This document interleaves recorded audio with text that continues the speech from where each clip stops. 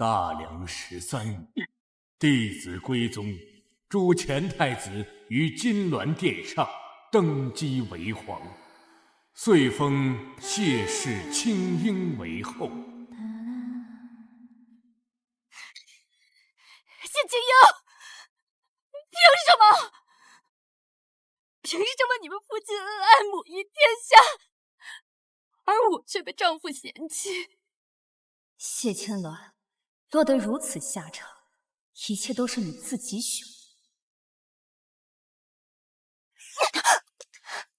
谢青樱，谢府大小姐一直是我，被赐婚为太子妃的也只能是我。你能嫁给平阳侯杨子，已是高攀。谁能想到你那个废物夫君，竟然是遗落民间的皇子？不可能，不可能！等今日立后大典之后，我会和他一起。谢青樱，我这辈子完了，你也别想好过，给我陪葬吧！有刺客，放火花岗！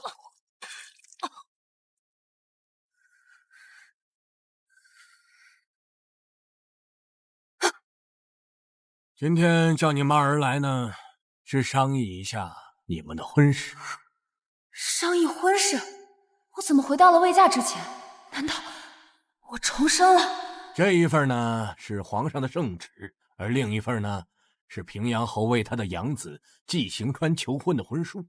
哼，这千鸾才是谢家嫡女，这乡下找上门而来的野种，算是个什么东西？青樱啊，虽然你是我的长女，但流落在外多年，不懂帝王之家的生存之道，如果惹下祸事，容易祸及全家。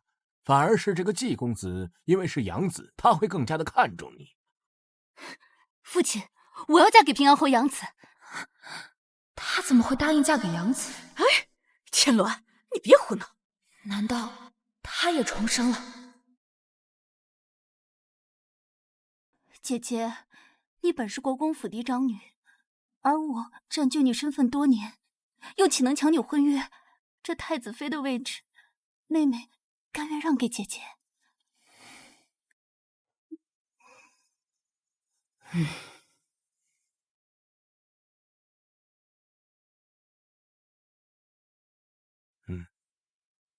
既然是这样，常御礼部吧。母亲，那青樱也先告退了。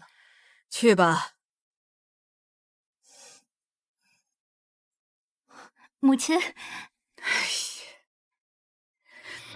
千鸾，你是不是失心疯了？这可是太子妃呀，你怎么能让给谢青樱那个野种啊？母亲，你就放心吧，那太子就是个客气短命鬼，而嫁给平阳侯养子，才是前途不可限量啊！你懂什么？这肩上登基乃是兄终弟及，这太子啊，虽是先帝之子，但是肩上曾当着众人的面发誓，将来太子成年之后要还位于他呀。你只要紧紧抓住太子的心，将来必将成为母仪天下的后宫之主啊！娘，我有确切消息，不出半年，太子外祖顾大将军就会被满门抄斩，太子也会被废除，而季行川正是当年皇上遗落在外的皇子。这皇家的隐私，你是听谁说的？娘，你就相信我，嫁给太子注定是死路一条，嫁给平阳侯养子才能成为皇后啊！你果然也重生了，但愿你不会后悔这一世的选择。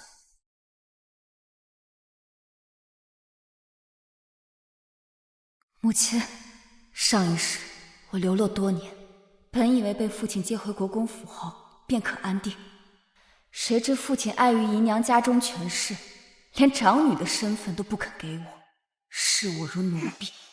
这偏房是不是有点……怎么，你心疼了？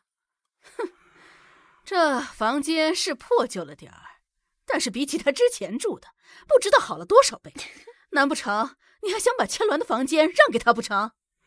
哎呀，青樱啊，你妹妹本是咱们国公府的独女，现在因为你回来，已经受了不少委屈了，你让一让妹妹好吗？以后对外呢，就还是她是嫡女，你就算是养女吧。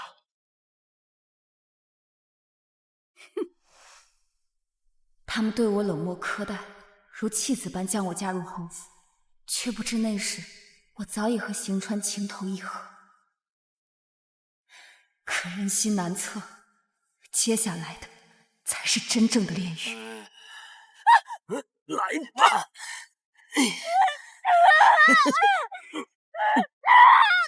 青英，青英，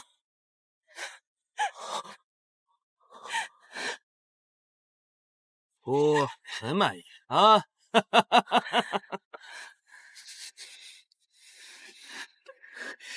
是个荡妇！给我起来！是不是你勾引的他？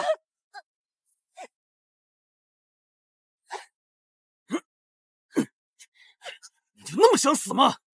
你给我记住，没有朕的答应，你不能死。母亲，上一世您叫我女子当如藤蔓一人，而今生女儿要做斩藤的刀。小姐，宫里派来了教习嬷嬷，国公爷和夫人，请您赶紧过去。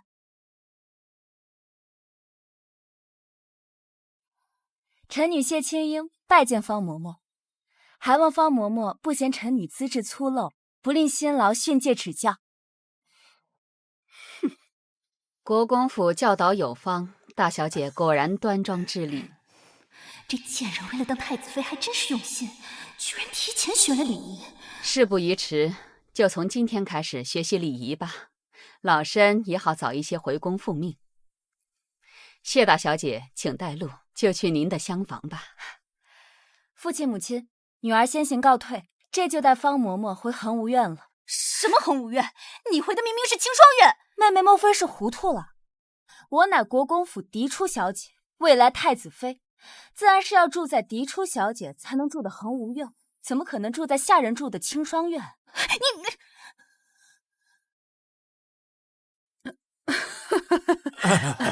这是当然了。是，咱们青英怎么可能住下人的居所？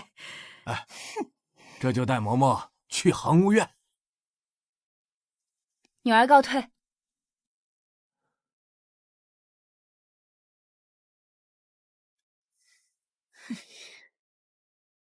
小姐果然苦尽甘来了，没想到咱们还有住在这儿的时候。还是别开心的太早。谢青英，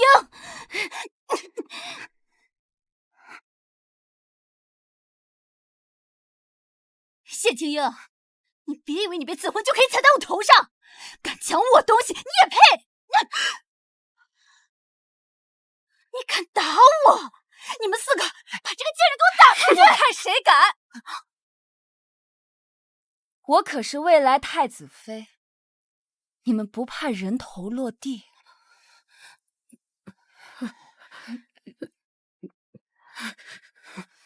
谢千鸾，这一巴掌是要让你清醒一下。我现在的身份，你打不得。谢青英，你终于不装恭顺了啊！刚当上太子妃，真面目就暴露出来了。莫非妹妹这么快就后悔了？可是方嬷嬷已经见过我了，妹妹就算是后悔，怕也是来不及了。哼，谢青英，你别以为你当上太子妃就高枕无忧了。萧承泽可是刚刚克死2个刚定亲的太子妃，你别没能嫁出去就步了他们的后尘。国公府乃皇后娘娘钦定的婚事，自然命格贵重，和前人不一样。否则父亲母亲那么疼爱妹妹，又岂会愿意？你，萧承泽外祖家手握兵权，早就已经功高盖主，想必过不了几日，他们就会被满门诛。你还敢打我？太子外祖家乃忠良之家，不知多少儿郎战死沙场。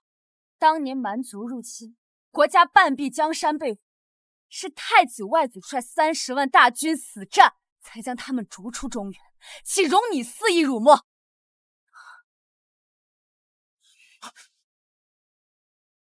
殿下，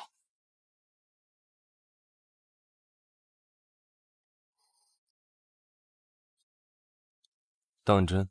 是，属下欠儿所闻，句句属实。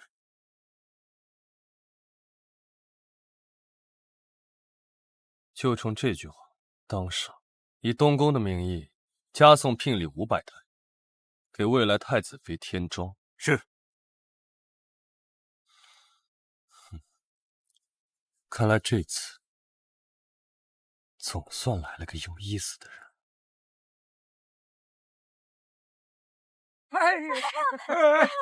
这边我的，让开！我的，恭喜啊！给我！让你进。真香！都来了。什么情况？这怎么侯府连赏赐都没有？对呀，那算什么？太子妃的嫁妆可是从国公府一直蔓延到皇宫门口，比十里红妆还夸张。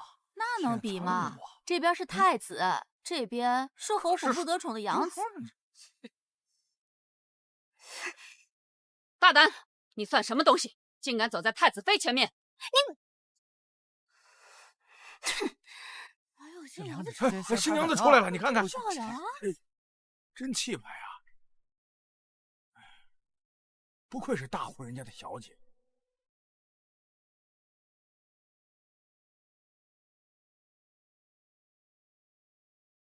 太子妃千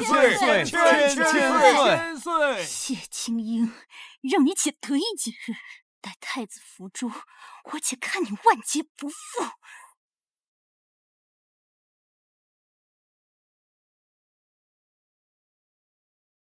一拜天地，二拜高堂，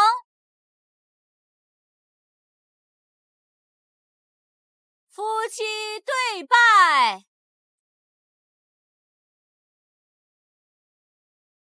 你以前是国公府的嫡小姐，现如今是我侯府的媳妇。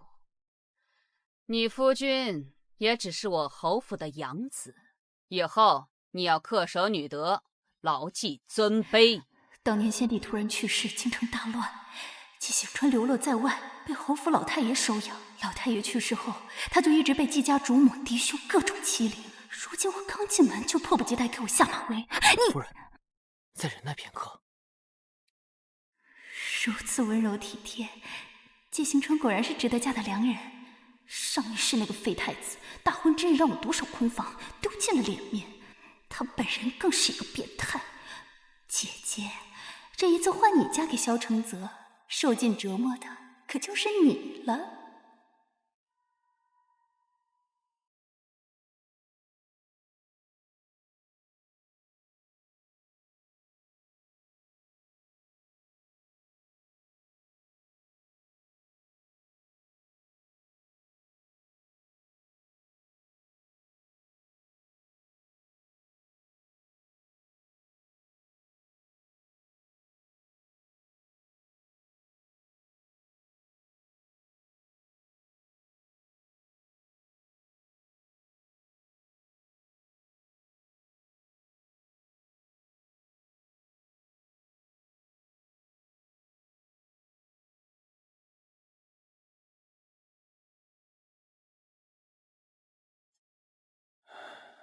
据我所知，你可不是什么柔弱女子啊。想必你也听闻，在你之前的2个太子妃，皆死于孤之手。难道你就不怕？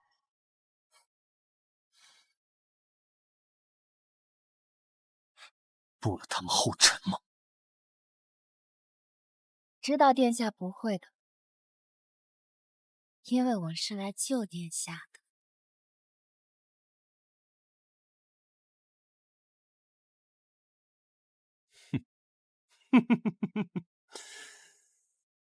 孤乃当朝的太子，来日的九五之尊，还需要你来救？太子殿下看似尊荣，实则危机四伏。不光有蛮族对太子外祖顾老将军虎视眈眈，想必这东宫也有不少帝后派出的眼线时刻监视。殿下一旦行差踏错，便是万丈悬崖。前世将军府被诬陷通敌，帝后以太子性命胁迫，顾老将军孤身回京，束手就擒。顾家被抄家灭族，太子失去最大依仗。局势分析的不错，那么你要如何解救姑呢？其实臣妾启禀殿下，容妃病重。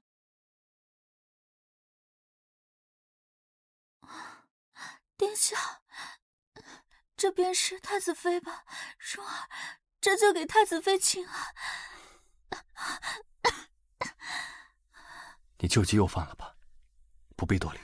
听说江侧妃病了，青樱正好有长公主所赐的百年人参，希望对妹妹的病体有帮助，早日康复，勿让殿下忧心。长公主赐的人参自是好的，只不过我的病非人参所能医治。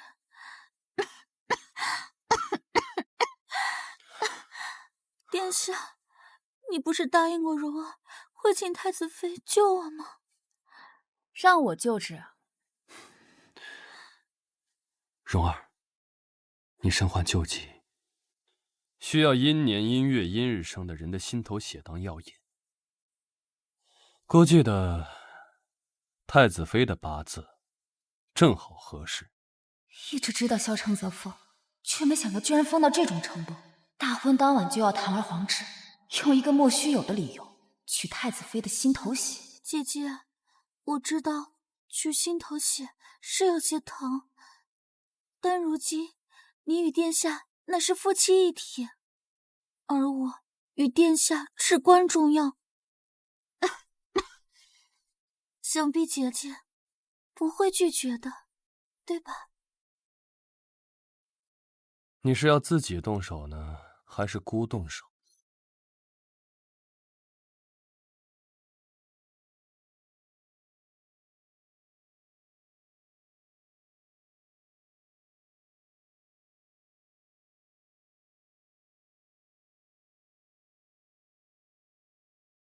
殿下救我！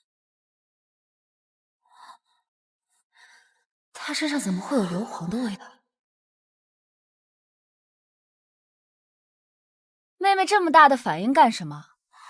当着太子的面，你以为本宫会做什么？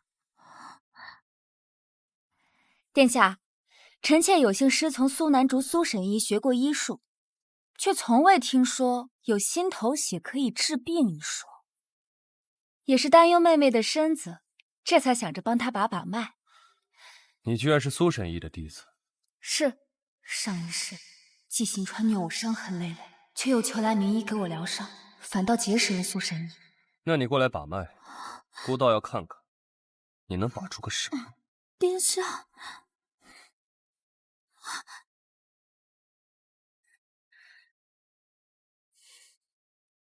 他想揭穿我装病，不明疾病那么多，尤其心疾更是难以确诊。我倒要看看你还能说些什么。怎么？你若是诊断不出来，姑要取的可不只是你的心头血。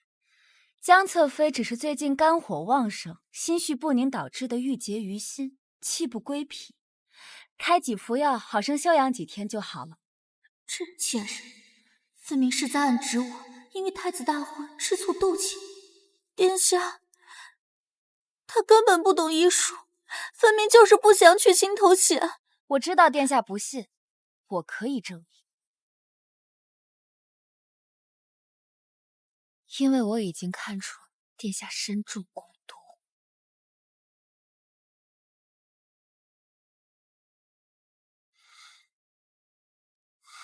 殿下，若非帝后对你暗中下毒，又怎能威胁得了顾家？你若没什么大碍，就好好休息吧。今日是姑与太子妃的大婚之夜，不好冷落了太子妃。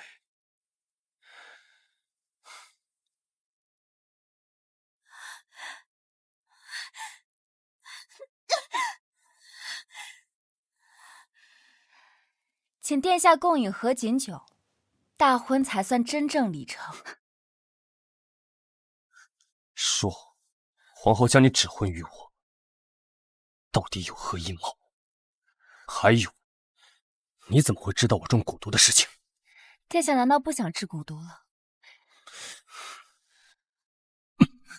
我最讨厌别人威胁我，拿自己的命去赌，这个萧承泽果然够疯。殿下，我是苏神医弟子，能看出殿下中毒自然不是什么难事。再说了，我不是皇后的指婚之人，我是被换亲的。事情的经过就是这样，谢千鸾不愿成为皇后的棋子被操纵，因而换我顶替。殿下，你我都是身不由己之人，我可为您治蛊，您可保我平安。你与臣妾大可以联手。这倒是比姑想象中更有意思。总算暂时稳住了他。为了不让帝后日后有机会责难，只能委屈殿下跟我共宿一处。但殿下放心，青樱绝不是高攀之人，只求殿下日后攻城能够一封和离书，放青樱自由。既然我们做戏，那就做全套。殿下，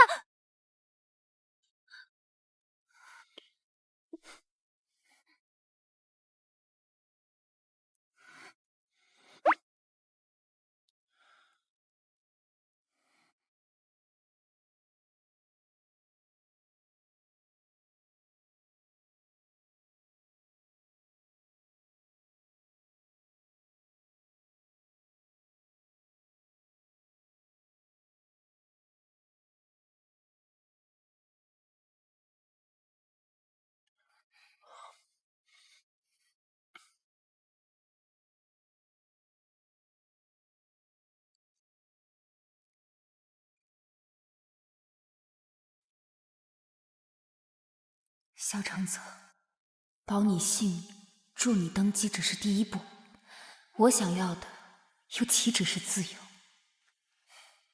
上一世的新婚之夜，季行川眼睁睁地看着我被二皇子玷污，之后便没有再碰过我，只是不知这一世谢千鸾是如何应对。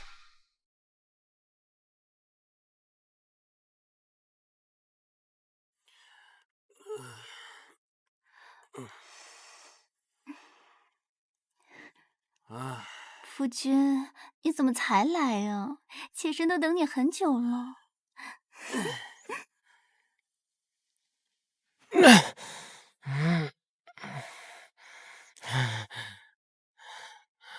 季行川，一个不知道从哪里来的野种，也配和我称兄道弟啊！别以为和国公府联姻就能翻身，这次我不止让你当个绿头龟，还要让你彻底失去国公府的支持。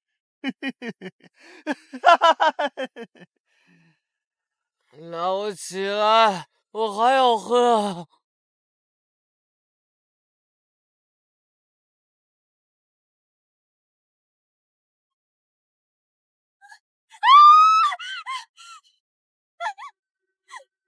你不是季行川，你是谁？吵死了！本王乃当今二皇子信王，早就看上了你，无奈你身份太低微，不配做皇妃，我只能灌醉他季行川，我来替他洞房。你不是谢青樱？这个信王上辈子就是死在季行川手上，难道就是因为他给季行川戴了绿帽子？你到底是谁？所以季行川和谢青樱的恩爱也是装出来的。完了，我该怎么办？青樱，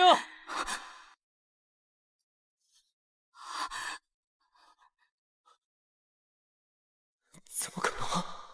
怎么不是他？哎，真晦气，睡了这么个丑女人。你说谁丑？告诉你们，今天的事情，但凡敢泄露出去半个字，王定让你侯府鸡犬不宁！二殿下，二殿下，父亲，这到底怎么回事啊？大婚当晚，你竟然喝得烂醉如泥。信王殿下可是皇后的亲子，若是侯府因为这件事得罪了皇后和信王，我饶不了你。这侯府娶的不是谢青英吗？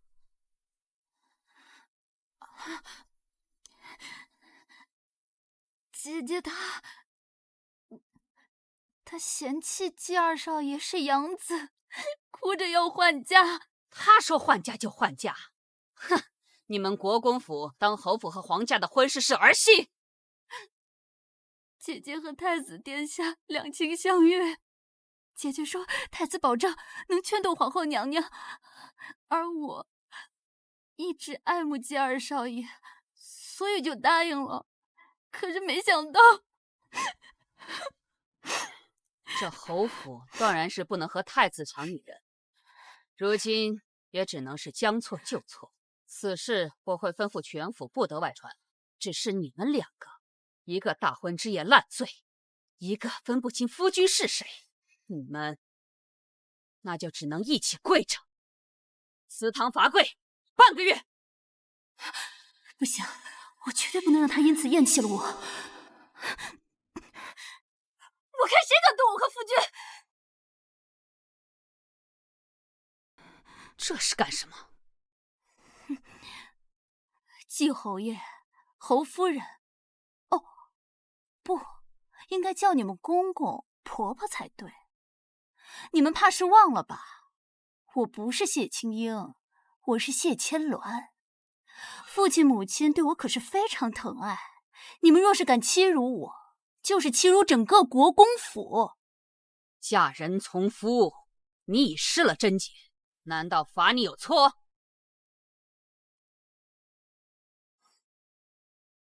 母亲说的这是什么话？昨晚和我洞房花烛的明明就是夫君啊！你还是母亲想让所有人都知道，这信王殿下德行有亏，欺辱臣妻。对，儿媳说的对，昨天晚上洞房确实是行穿，此事就到此为止，任何人不许再提了。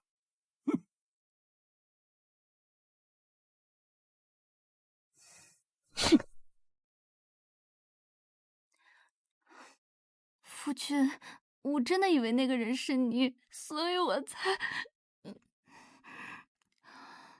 夫君，你若是真的嫌弃我，给我一纸休书就好了，我便回国公府去。想必父亲母亲对我如此疼爱，一定会有我的容身之处。他应该能听出来我的言外之意吧？夫人哪里的话？夫人方才不是说了吗？昨天晚上洞房的就是我们。夫君，你放心，有国公府撑腰，从今往后，侯府再无人敢欺辱你。还是暂时不要告诉他皇子身份的秘密，否则他自恃身份，嫌弃我失身他人，我要趁此机会才能自保，尽快抓住他的心。谢青英，你果真如此瞧不上我，为了爬上太子之位，居然做出换亲的事。儿臣给父皇母后请安，父皇母后万安。快请起，快请起，都是一家人，不必多礼。太子妃和泽儿站在一起，还真是一对天造地设的璧人。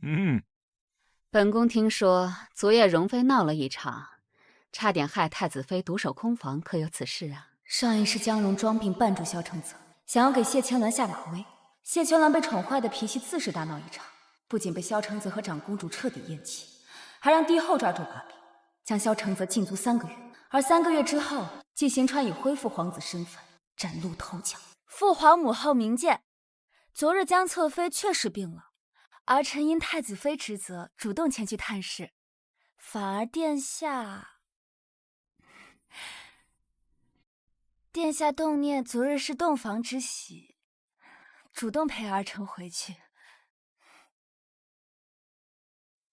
凌晨二位送来的调查结果，他的确是患家，如今又帮我避开帝后责难，看来昨晚他说的合作，倒有几分是真。儿臣对这位太子妃着实满意，所以今日前来，特意拜谢父皇母后赐婚。太子如此懂事，和太子妃感情这般和睦，朕甚是欣慰。谢千鸾那个蠢货，居然私下换妻，可谢青英这个乡下野丫头，竟然应对如此滴水不漏。哼！爹娘，这是兰心坊流行的胭脂，还有弘文馆新出的宣纸，都是邢川为二老准备的。邢川，快！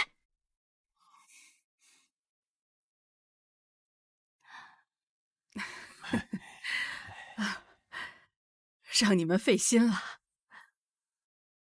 哎呦，这宣纸乃是公孙大家首作，我千寻难求，邢川你竟然能买到？季邢川极爱面子，上一世和姐姐回门只带一盒普通点心，被父亲当场嘲笑，气得从此不再登门。登基为帝后，更是将谢家一贬再贬。这一次我给他做足面子，必然可讨他欢喜。爹娘，这太子太子妃怎么还没回门啊？哎，看天色应该快到了。爹娘，你们就看吧。那谢青英啊，肯定是自己一个人回来，太子不会陪她。一会儿看我怎么笑话她。老爷夫人，大小姐回门了。她回门就回门，还叫人通报？怎么要爹娘亲自来迎接她吗？大小姐确实吩咐要老爷夫人携全府人等于府门口跪迎。什么？什么？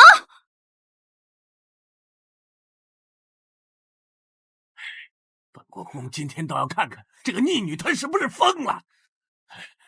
人呢？谢青英，你简直是忤逆不孝啊！让父母来迎不说，连马车都不下了。国公爷，所谓君臣父子，君在前，太子妃既已嫁入皇家，则与太子分属一体。尔等见太子妃奉驾，理当跪迎。什么？谢青英，你摆什么太子妃的空架子？且不说太子没陪你回门，只怕这新婚3天连碰都没碰你一下吧？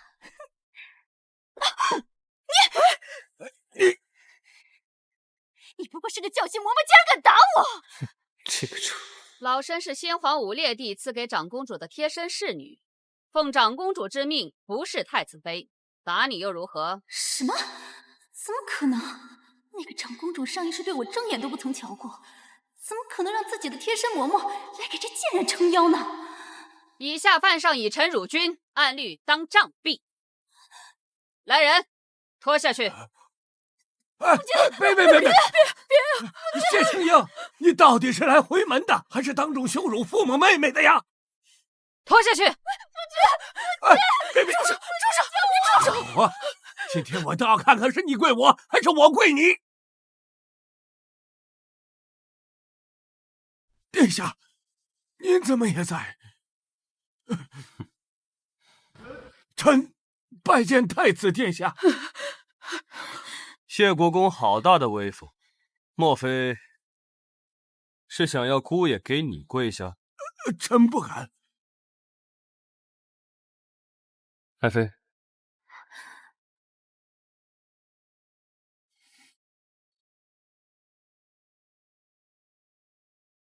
太子做来暴力，居然陪他回门。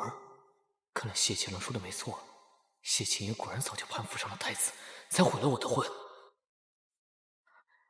萧承泽这个冰山变态，竟然能陪他回门，还对着他露出如此宠溺的笑。起来吧。谢殿下。谢国公刚刚的意思是，要教训孤的太子妃是吗？谢国公刚刚的意思是，要教训孤的太子妃是吗？臣不敢，臣不知殿下驾到，多有得罪。那谢国公的意思是，只要孤不在，孤的太子妃就可以被随意冒犯了。不，臣并无此意。青莹，不，太子妃，方才是臣等冒犯了，还请太子妃看在血缘亲情的份上，饶我此遭吧。是啊，太子妃，今天啊是您回门的大好日子，这可千万别误了好时辰呐，太子妃啊！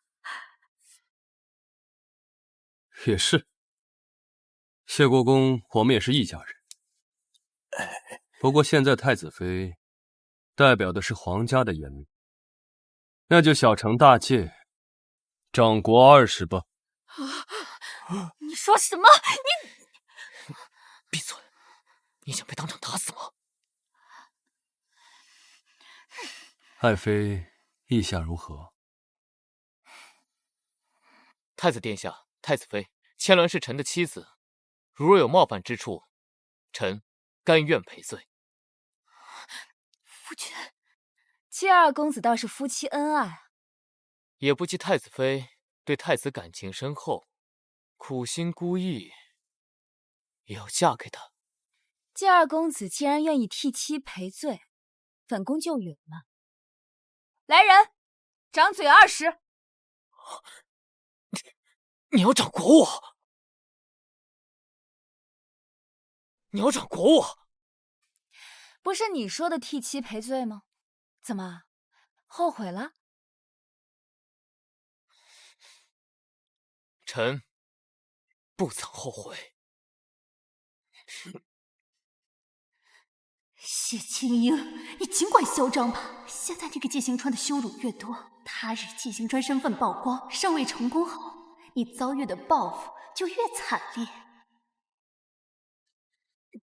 纪行川，上一世你为父为君，对我百般折辱凌虐，你这一世易地而处，我为尊，你为卑，你昔日对我的种种，必10倍奉还。禀告太子殿下、太子妃娘娘，掌衔完毕。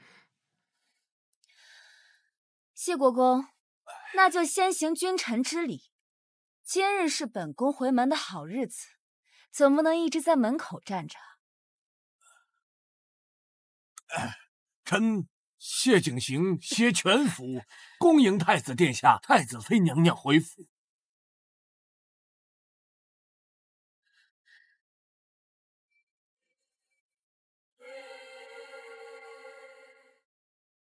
还是个心狠手辣、得理不饶人的，更有意思了。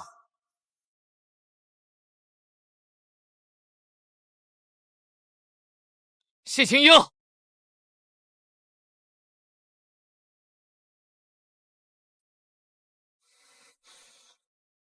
为什么？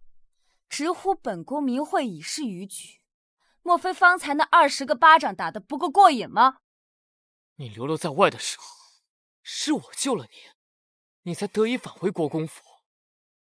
侯府为求我娶你，固然是为了羞辱我，但也是我在暗中筹谋引导。我本以为我们两人两情相悦，你却嫁给了太子，你就那么想得到太子妃的位置吗？是啊，前世我就因为这一次救命之恩倾心于他，心甘情愿嫁给他，然而最后又落到了什么下场呢？纪行川，别再说的这么冠冕堂皇了，你娶我只是为了攀上国公府这棵大树，好成为你上位侯府的筹码罢了。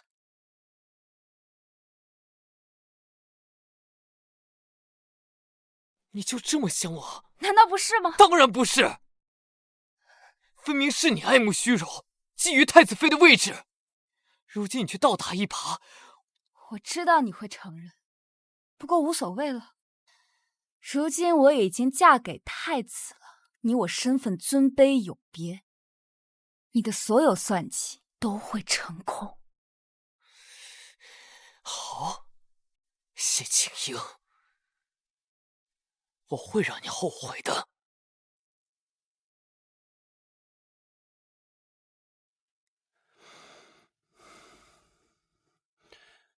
那个季行川，不过是季侯爷的养子而已，在府中地位也仅比奴仆高点。我始终想不明白，为什么谢国公会冒着得罪姑的风险换亲，让女儿嫁给这样一个人。因为季行川是皇上皇后失散多年的皇子。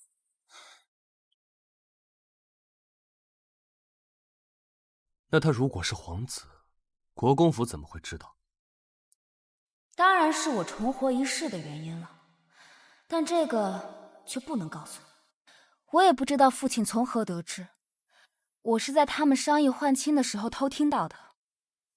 帝后忌惮殿下多年，之所以一直没有废除，除了当年有诺于天下，又何尝不是因为殿下英勇神武，而帝后所出的信王就荒唐无能。但季行川不一样，他一直藏拙，更具极大的野心。倘若他成了皇子，帝后必然会迫不及待废了我这个太子，扶持亲子上位。你可有证据？其实我是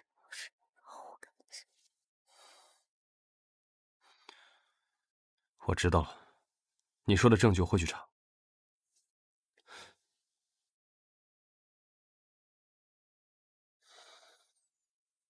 你告诉我这么大的秘密，想要什么回报？我只想好好活着，将命运掌握在自己手中。殿下身处漩涡中心，应当明白我的处境。殿下，日后攻城，殿下可否实现我的愿望？谢青樱，她流落乡间多年，回到国公府也未曾被好生照料，怎么可能会有现在心机深重、步步为营的做派？她到底藏了什么我不知道的秘密？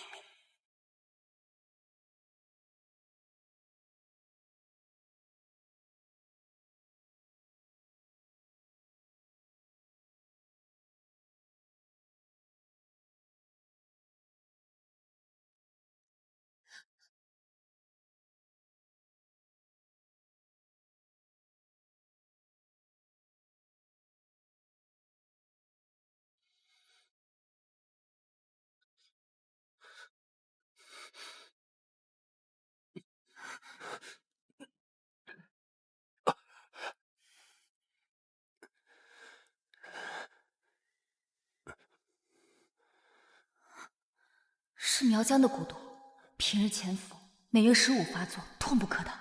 关键时刻如有人引发，可以让他陷入疯癫。能对他下如此毒手的，只有那2位了。所以你性情暴力乖张，也并非全是做出来的，而是被这蛊毒折磨太深。你倒是比我可怜了不少。我的好侄儿，只要你死了，朝堂上那些老不死的就只能闭嘴了。你安心去死吧，你外公、你姑姑都会下去陪你的。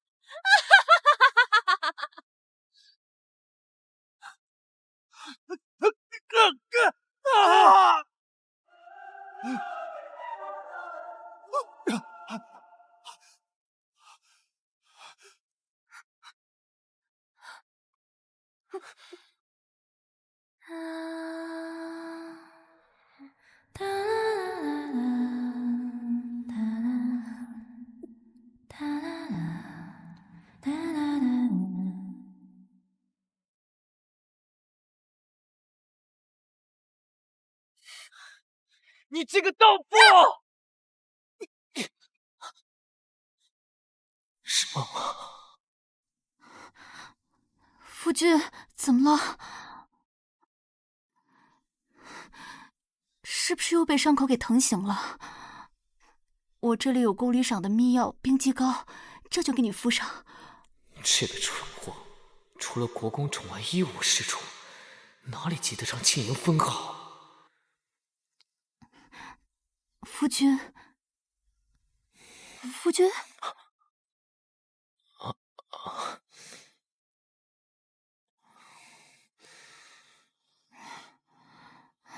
夫君，你别气馁，那太子暴虐成性，迟早会被废除。而你可是天纵之才，我相信他日定能成为人中龙凤，将咱们昔日所受的屈辱一一讨回。夫人，我听说前国公爷就是你的祖父，与沈阳明沈老先生是故交好友。沈阳明，他是谁？三朝元老，2代帝师，朝廷中有一半的文官都是他的门生，是如今的儒林领袖。如果能有幸拜他为师，或者得他指点。我想起来了，上一世糟老头子就是太子的老师，在皇宫撞杯死谏，让纪行川差点坐不上皇位。不行，我必须抢先一步。夫君，你放心，我这就去找爹爹，一定把这个老先生给你请来。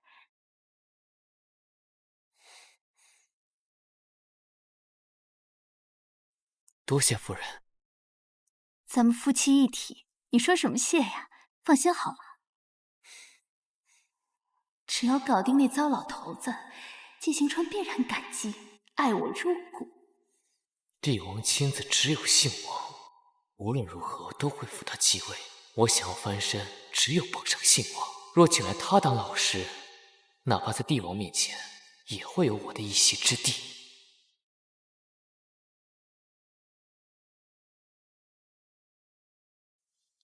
你琢磨出来的那个东西，让太子上钩了吗？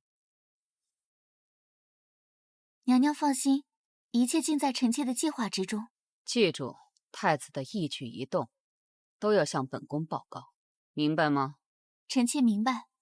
退下。是。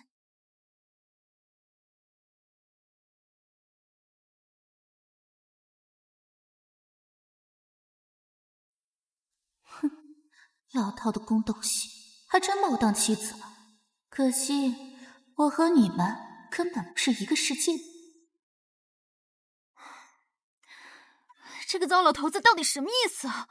我们都送过祖父的信物了，他还是让我们跪了3天3夜。这么大的太阳，再晒下去人都要废了。我现在就找人把他揪出来。老先生德高望重，却性格古怪，的确不好行。跪个3天3夜怎么样？这都是我的诚意。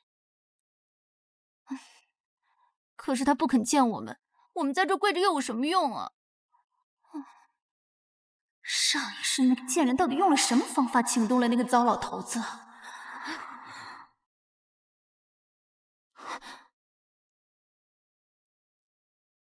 家师曾于3日前离开此地，云游去了。我是李楚文。我们要找的是你师傅，你一个徒弟，你……李楚文是老先生的关门弟子，也是名动江南的才子。据说他继承老先生所有的人脉衣钵。家师避世多年，曾有不少达官显贵以高额的报酬请他出山，他不堪甚扰，所以去外地游学去了。临走前曾嘱托，让我看到此玉佩主人的后人，予以照拂。我本无心入世，但看在你们2位一片赤诚之心，加上老师好友的嘱托，我便随你们下山一趟。谢先生。生。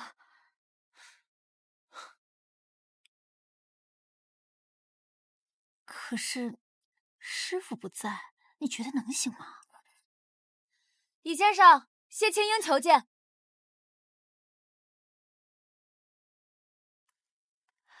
他怎么来了？听闻李先生在此，谢氏女青英特地前来拜会，想替太子请先生前往京城指点学问。不好意思啊，你来晚了一步。先生已经答应随我和夫君一同下山去了，对吧，先生？他抬出太子，这个李楚文不会反悔吧？实在抱歉，刚才我已答应这2位小友，不能食言而肥。可是先生，我乃是替太子所请，担任太子太傅，将来就是帝师。你什么意思？你是说先生是拜高踩低，是一心贪图名利之人吗？请回吧，二位随我进来。谢青英，看着吧，这次我一定将你彻底踩在脚下。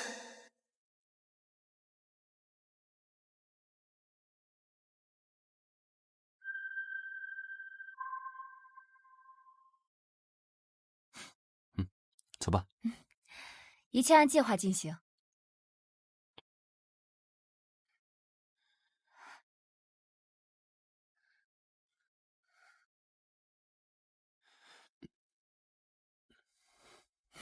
棋局刚刚开始，棋子却有了别的心思。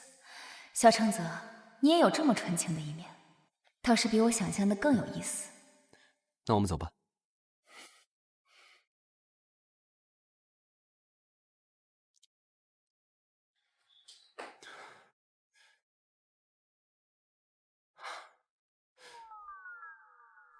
姑为什么牵他的手啊？我还对他笑了。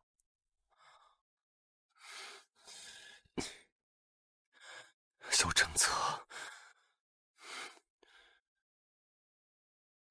谢青英，你到底是何方神圣？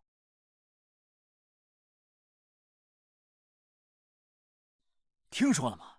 沈老的关门弟子李楚问，被纪行川推荐给了信王和皇后。那纪行川一个侯府养子，居然请得动沈老的高足，沈老可是支持太子的呀。他娶了个好夫人啊，是沈老固有的孙女。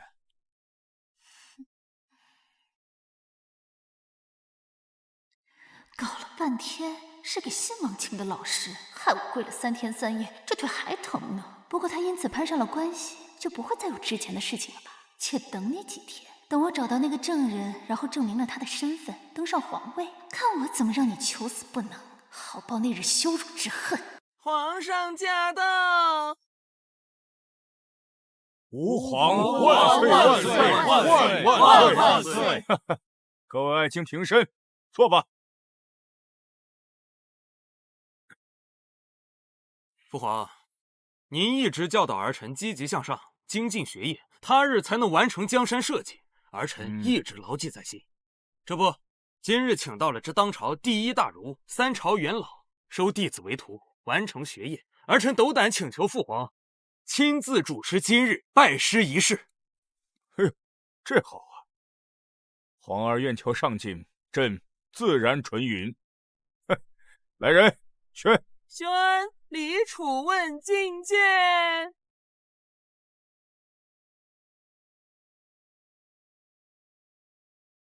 草民李楚问，拜见陛下。免礼，快把先生扶起来。快！皇儿，哎，赶紧侦查，行拜师礼。哦，对，今日所有重臣和公卿世家都在，帮吾儿做个见证。学生在上，请恩师喝茶。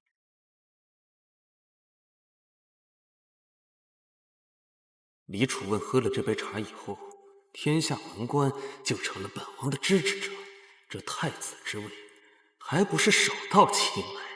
你是武烈帝血脉又如何？有将军府撑腰又如何？一群只会打仗的大老粗，怎么能比得上天下的支持呢？陛下是不是搞错了？草民本次前来，是代恩师之名，代行收徒。代行收徒？代行收徒好啊！沈老先生很有威望，做他的徒弟一定更有说服力。信王殿下何出此言？恩师要收的乃是当今太子殿下。什么？这恩师要收的乃是当今太子殿下。太子？殿下，到你的主场了。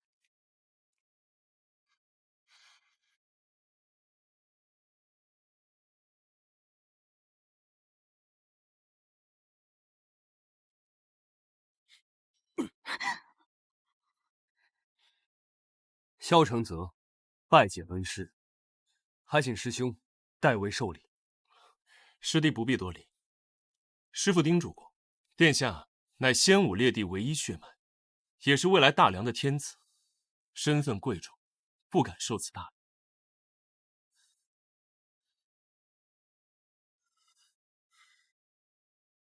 弟子萧承泽拜见恩师。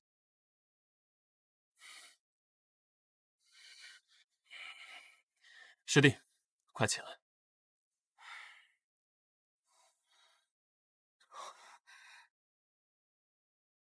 这是他早就计划好的圈套，我上当了。好啊，姓李的，耍本王是不是？说好的收我为徒，怎么收的萧承泽了？新王殿下慎言，殿下确实召见不早，草民一介布衣，又怎敢不敬？但是也不敢替为师改弦易张，混淆正途。还有，信王殿下只是皇子，又怎敢尊卑不分，直呼太子殿下的名讳？好啊，纪行川耍本王是不是？殿下，真没有，真没有，没有什么没有。夫君，我算是看出来了，你不就是嫉妒本王在你的新婚之夜上睡了这个女人？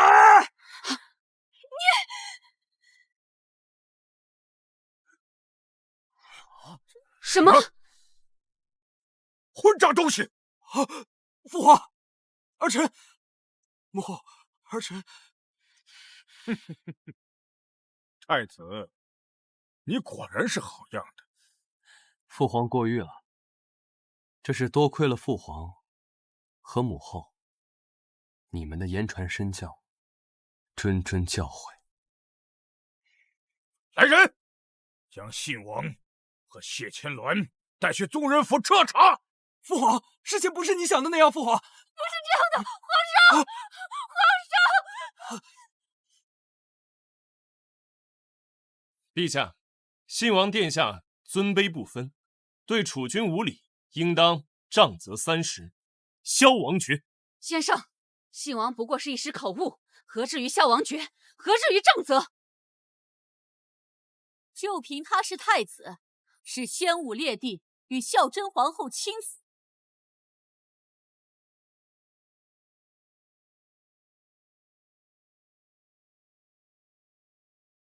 见过皇兄、皇嫂。皇妹，你不是不喜欢参加这样的宴会吗？怎么今日突然来了？臣妹今日前来，只为一件事。昔日先帝御驾亲征途中突然驾崩，太子年幼，国家不可无主君，是以皇兄才临时登基为帝。皇兄当时亲口承诺，等到太子即冠大婚之后，便让他开始监国，参知政事。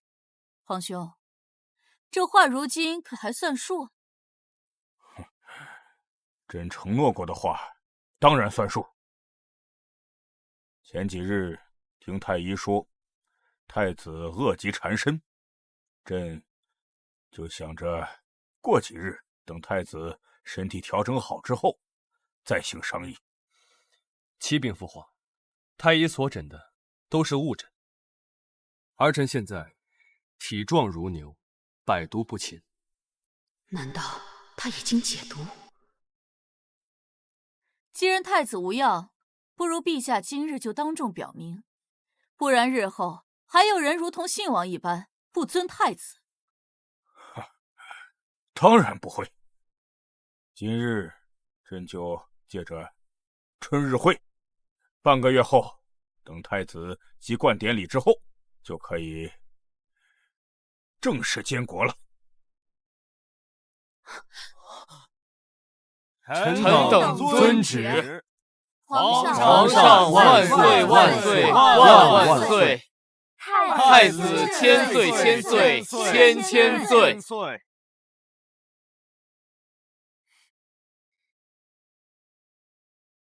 李先生年幼时曾受我外婆恩惠，若我开口，他自然会助夫君一臂之力。一招简单的釜底抽薪，就让我在棋局之上赢得先机。谢青云，你越来越让我看不透了。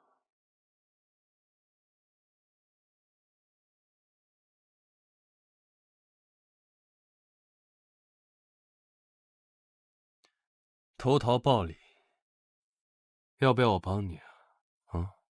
除掉他？不用，报仇当然要亲自动手，才来得痛快，不是吗？纪行川，自今日起，信王再无余力争储，而皇后也会视你为眼中钉。我会在你找到证明身世的证据之前，彻底断绝你的后路。为什么总觉得哪里不对？如果如谢千兰所言，是谢青云主动还棋，他已经当了太子妃，拥有了一切，为何又对我有那么大的恨意？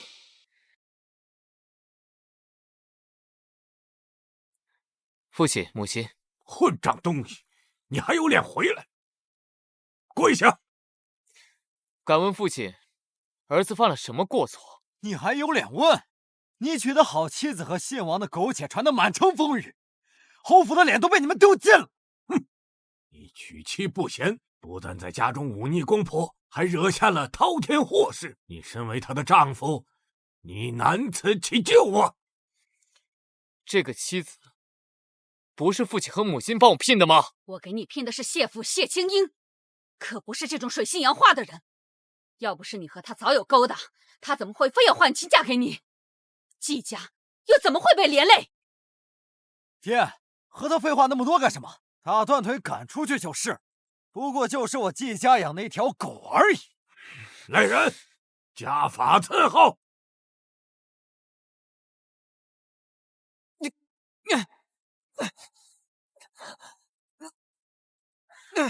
谢青英，我季行川到底哪里对不起你，竟让你害我至此？那这就是我的命吗？注定被陷入草芥，身染疾病，践踏。把他给我丢出去，真是晦气！这不是季家二公子吗？怎么伤成这样？听说他们夫妻得罪了皇后和信王，这也太惨了。走吧，别看。走吧。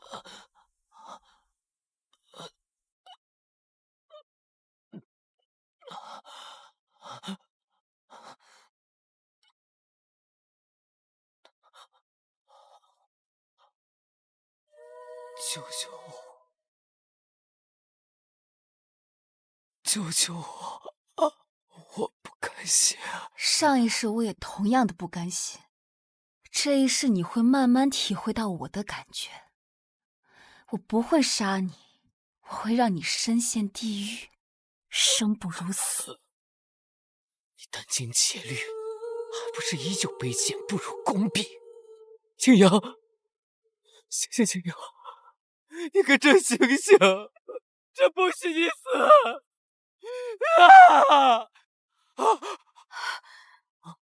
夫君，您终于醒了，可吓坏我了。我是做噩梦了吗？怎么又能梦到那些画面？我成了皇帝，我还虐待谢青阳、谢青鸾。夫君，是父亲、母亲和皇后娘娘求情，才把我救了出来。我一出来就听说你被季家赶出来了，立刻派人将你救回来了。夫君，你放心，无论是季家的人，还是太子、太子妃，都不会再欺负我们了。这次连累他这么惨，看来暂时还是不能告诉他皇子的身份，否则他一定会厌恶我，抛下我。你是不是嫌弃我了？我知道我不配做你的妻子。谢青鸾和谢青阳都很不对劲，还有刚才那个梦，那些片段，这到底是怎么回事？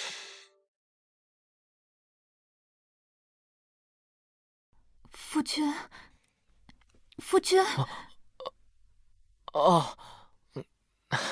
千鸾，我知道，这都不是你的错。我从未嫌弃过你。夫君，谢谢你，我一定倾尽国公府全力，让你成为人上人，让那些曾经欺辱过我们的人，全都跪倒在你的脚下。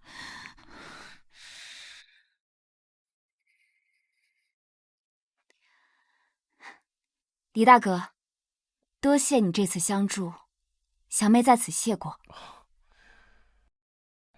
你外祖父他老人家当初一饭之恩，楚恩至今不敢忘。你求我的事，岂有袖手旁观之理？小妹还有2件事，想求李大哥帮忙。但说无妨。怎么会有硫磺的味道？我知道李大哥不仅学富五车，私下更是武艺超绝，还是江湖中赫赫有名的情报组织天机阁的阁主。小妹有很重要的事情，事关太子登基，还需要天机阁的力量。如此隐秘之事你也知道，看来我真是小觑你了。放心，太子也是家师一直全力扶持，我定当全力以赴。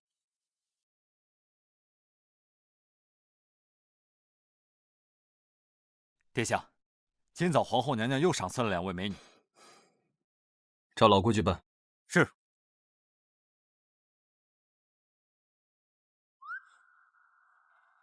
什么老规矩啊？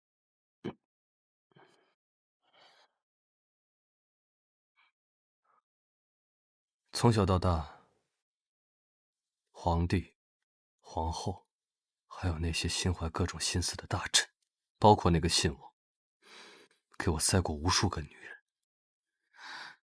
不过说起来，我的确在这东宫没有见过除了江侧妃以外的任何妃子。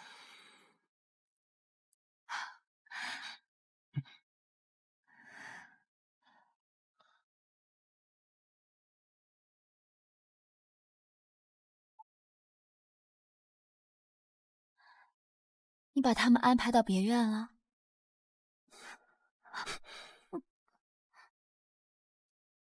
怎么？审讯我？太子殿下，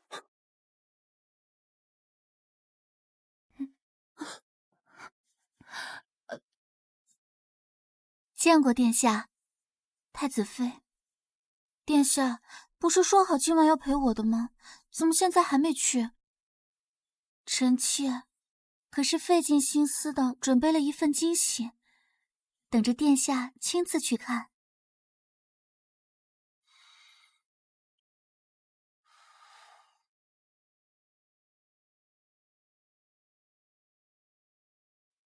太子妃，你早些休息吧。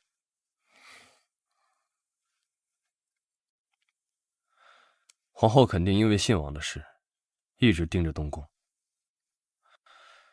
你如果不好应付，就托病避避风头。托病也避不开几日。也无需避几日，再过半个月，极冠典礼之上，到时候他们就忍不住出手了。我自有办法对付。这段日子，你尽量避开即可。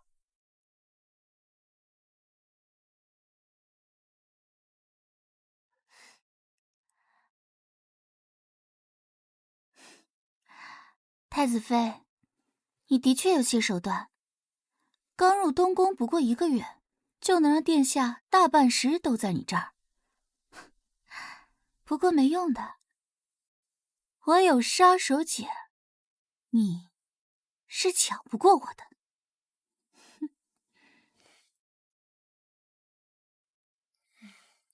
杀手锏，有的时候也可能是催命符。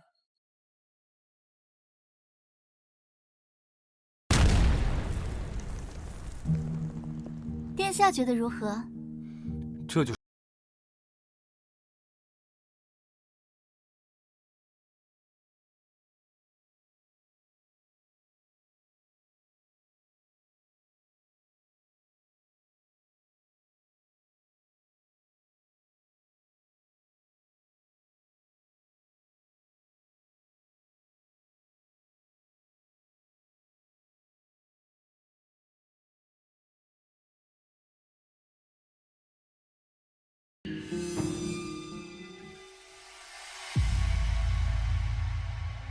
此物有移山填海之威，奔雷走火之势，使用之人命之为火药。上一世，就是因为制造这些火药被朝廷发现，认为顾老将军有谋反之心。当时的皇帝忌惮之下，用萧承泽性命威胁，逼顾老将军回京受审。我一直不明白这些火药从何而来，没想到竟然是这个江荣弄出来的。我倒是低估了他。尹大哥，务必查清楚他们存放生产火药的地址，还有派人去江荣老家，详细调查他的来历。好。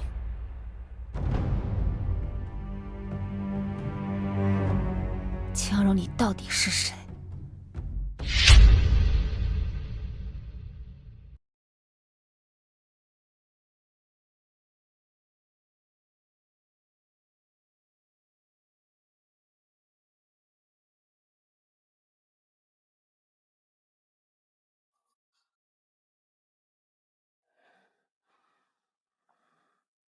这里就是江荣研究那些火药的秘密之地。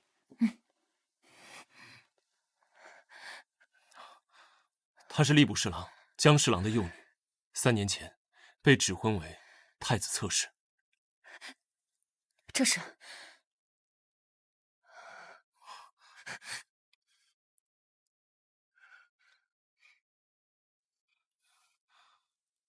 这是什么？那是木炭。谢青英，想不到吧？这是我专门为你备下的圈套。你不过是一个来自古代后宅的无知妇人。我原本是不想杀你的，可你非要自寻死路。这里的这些火药关系到顾家军的战力，以及日后与帝后对战中是否能取得胜利，此等机密绝不能外传。所以就算我今日杀了你，萧承泽也无话可说。慢着，你不用挣扎了，你的命远不如这些火药机密来的重要。萧承泽从不相信任何人，你当真以为这些火药能厉害到让萧承泽甘愿拿长公主20年的筹谋、顾家满门以及数十万将士的性命去豪赌？我当然可以让他相信啊，因为我的脑子里有着你无法理解的知识。你不是已经去我家乡调查过我？你是不是以为我只是皇后派到他身边的棋子？反正你已是死路一条，不如我让你当个明白鬼。因为我是来自于你们不同时代的。什么意思？简单来说就是，我是来自另一个世界的穿越者，一个与你们这个时代1000多年后的世界。在我们的时代，科技非常发达，像这些火药在我们那个世界都是必备武器，在你们这个时代，那更是碾压式的绝杀利器，属于降维打击。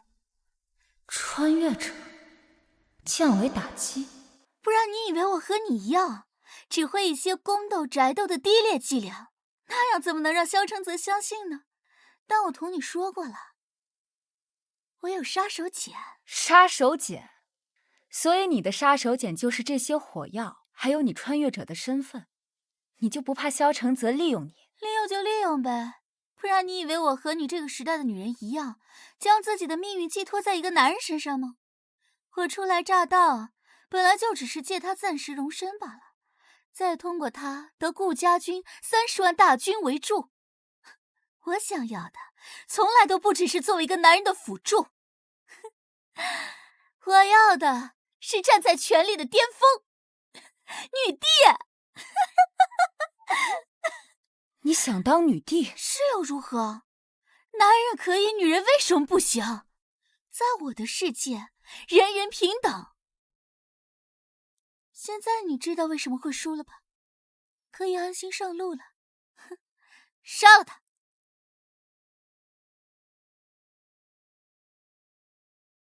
杀了他！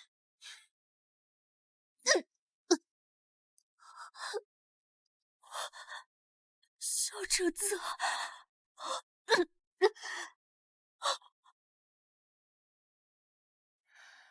殿下真以为这些东西值得你拿长公主20年的筹谋、顾家满门以及数十万将士的性命去豪赌？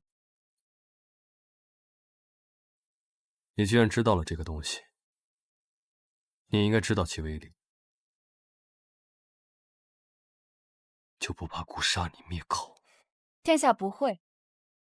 这些火药固然很厉害，但制作难度高，所耗费的银钱更是天价。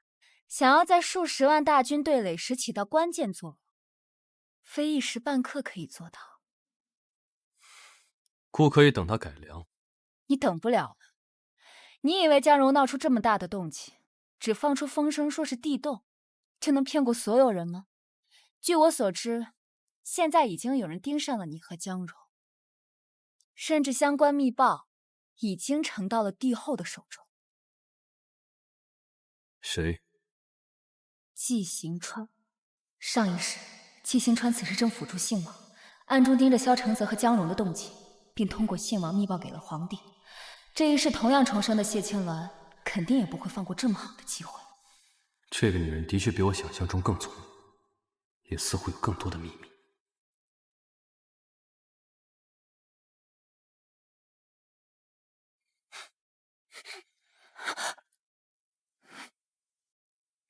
而且，青音也确定，即使没有其他理由，殿下也不舍得杀我。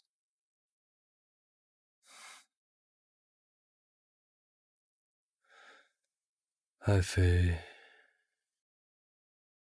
很自信，殿下喜欢吗？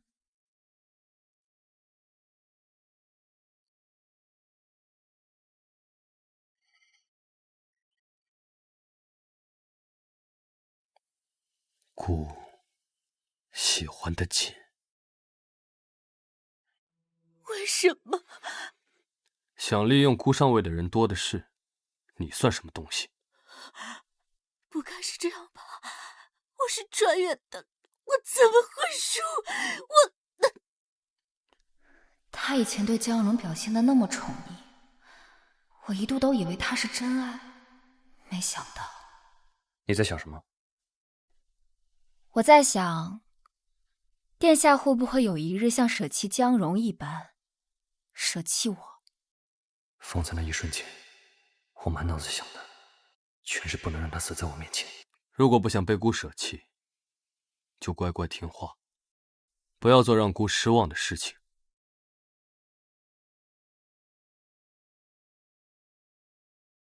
江荣有一句话说的倒是没错，女人的确不能将自己的命运寄希望于一个男人的良心。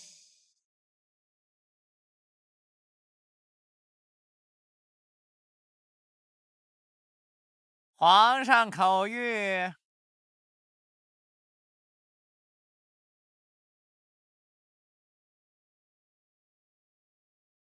宣太子、太子妃即刻觐见，不得有误。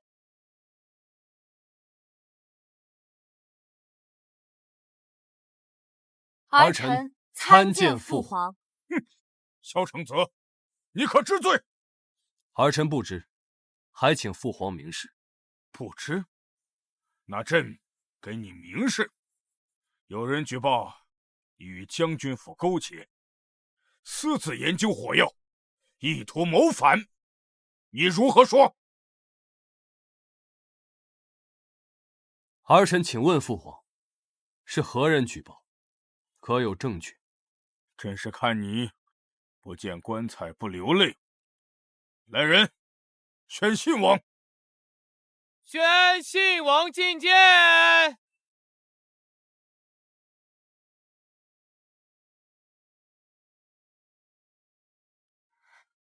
儿臣参见皇上。免礼。谢皇上。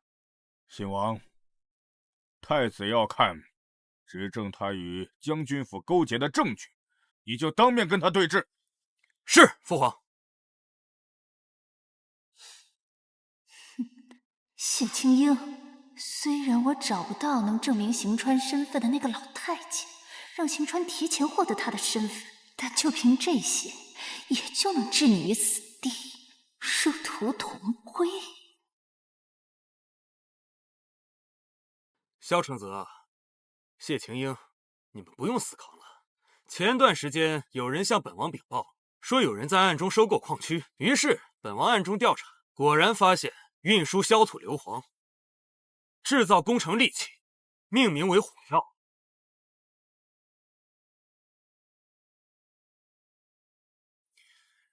这是收购矿区的地契，上面买主的印鉴正是你的侧妃江蓉。而这一张是东郊摄氏田庄在官府登记的地契，足够可以认出这是长公主陪嫁的田庄。这一张嘛，是我现场抓获的一名工人的口供，他已承认他的主子就是你的侧妃江蓉，而所有的一切都是太子授意。萧承泽，你还有何话说？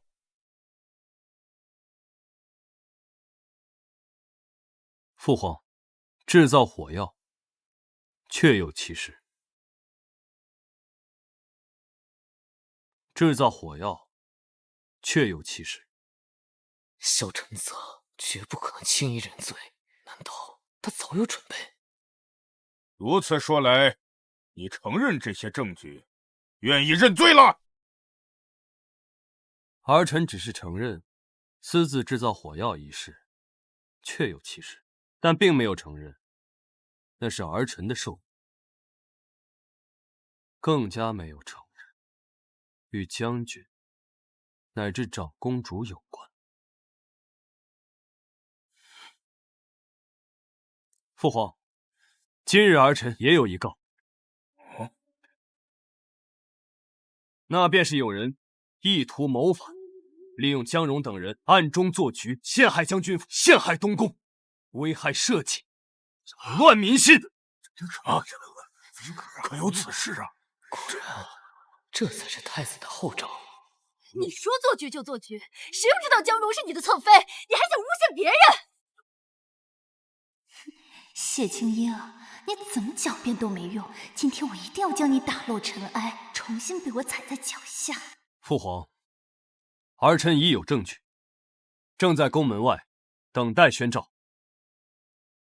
那就宣吧，朕倒要看看你还有什么证据。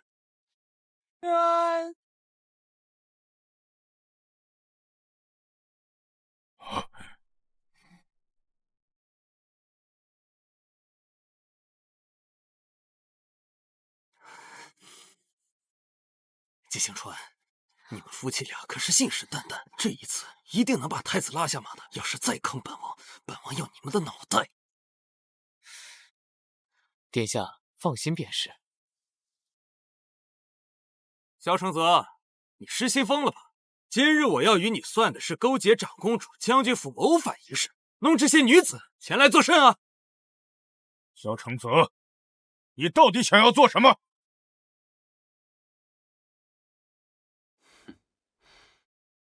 父皇，这2名女子，便是2年前献王殿下送给儿臣的。献王殿下，你还记得吗？笑话！我送给别人那么多女人，怎么可能记得？萧承泽，到底想干什么？这2名女子，乃是2年前由陈国公送进太子府，而陈国公就是献王殿下的舅舅，皇后的哥哥。你到底想要说什么？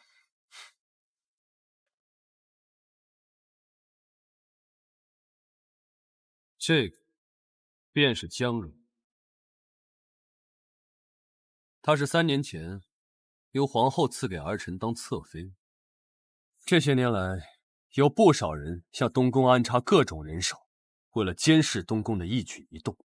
更有甚者，就像这个江蓉，私自炼制火药，陷害东宫。你说是就是，有人信吗？你们信吗？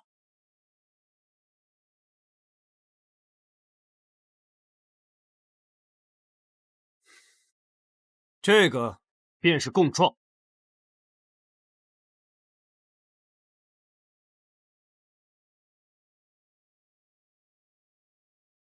献王殿下，要不要我把皇后前2日送的那2名美女也带上殿来，当庭对质呢？萧承泽，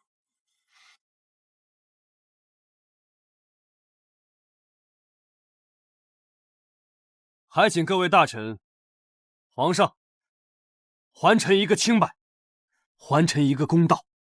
请皇上还太子殿下一个清白。狼子野心的东西，全都是冲着朕来的。来人，先把尸体抬下去，你们也下去。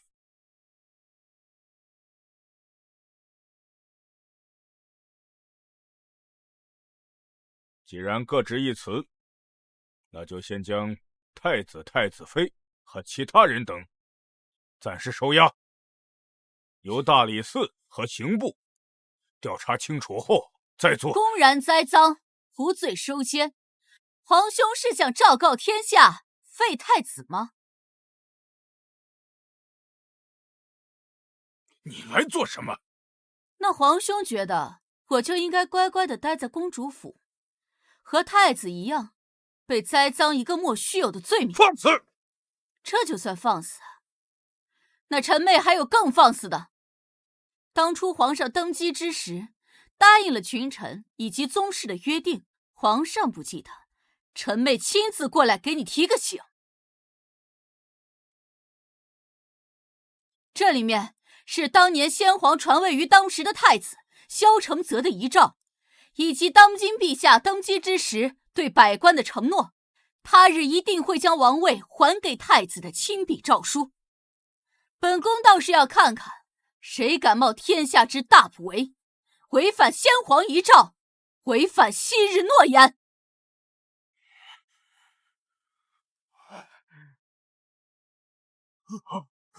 臣等不敢。萧如此，不要再胡搅蛮缠了。现在是有人证物证，朕听闻太子私则要，意图谋反。朕只是下令调查，没有废除太子的意思。好啊，既然信王和皇后也有嫌疑，那就请陛下允准，一并公开调查，看看到底是谁大逆不道。够了！萧如瑟，你不要太过分。如今一国之君是朕，朕的皇后乃是一国之母，岂能容你如此污蔑？来人，把长公主和太子给我拿下，押至各自府邸。草民沈阳明求见天子。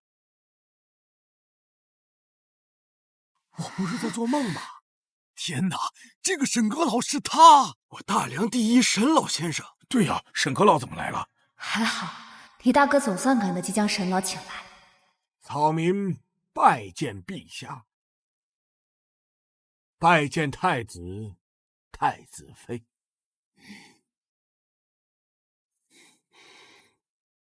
陛下，草民有幸得3朝先帝厚爱，委以重任，看护我大梁社稷安稳。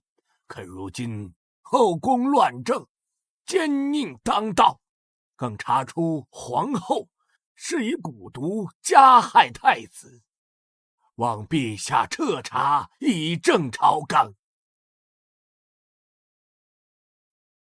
若陛下执迷不悟，一意维护，草民只有请出高祖所赐龙头拐，打奸佞，立新君，望陛下三思。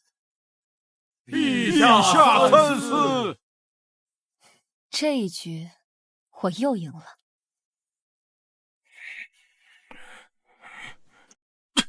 皇上冤枉！你们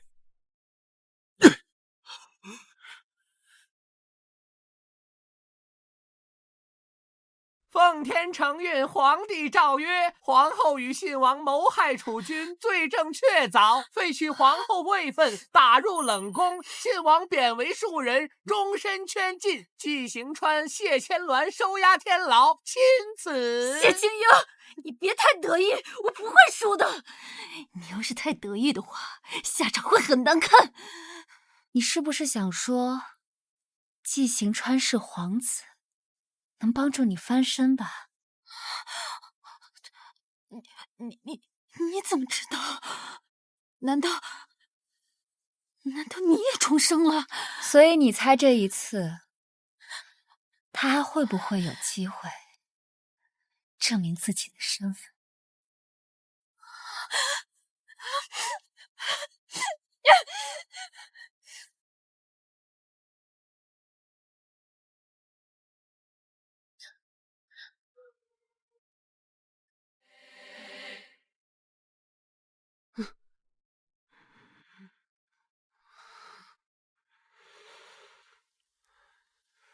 你们是来看我笑话的吗？你和他夫妻数十年，他什么样子，你还不知道吗？当年我父皇母后对他恩重如山，他为了地位，可以拿我当要挟，逼我母后自尽殉葬。如今他为了推卸责任，把你当弃子，也是很正常的事情。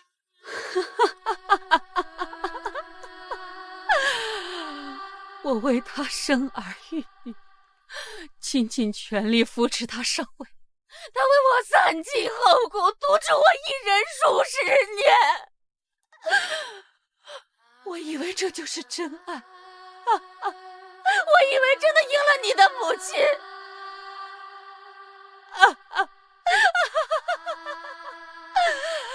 可是没想到，我竟落得如此下场。最是我亲弟王家，最是我亲弟王家，我真是悔啊！我真悔啊！你错了。你懂什么？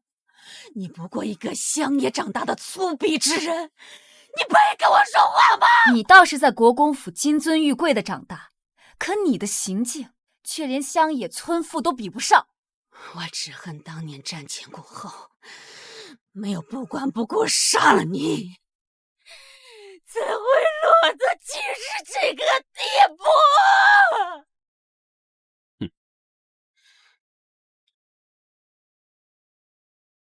所以我比你聪明，我不会给自己敌人留退路，包括信王，全部都会处理掉。来人！你别太得意，帝王无情，我的下场就是你的下场。皇后自知愧对圣恩，悬梁自尽。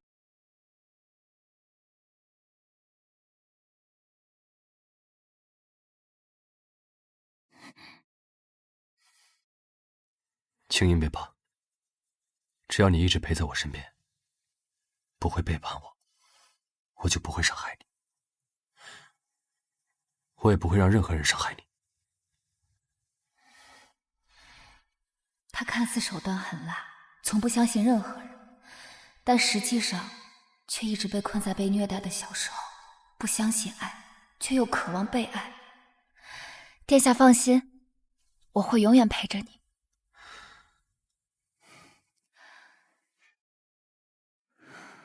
放心，我不会再给任何人背弃我的机会。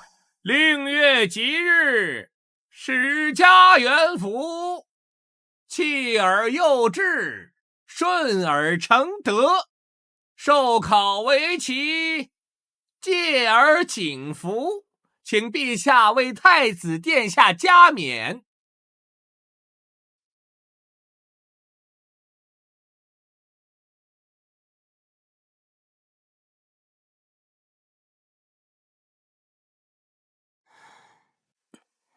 皇上，有刺客！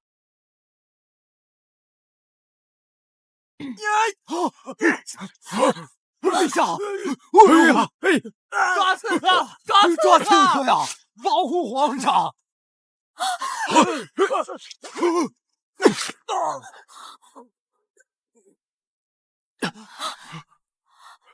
刚才他居然不要命的救我！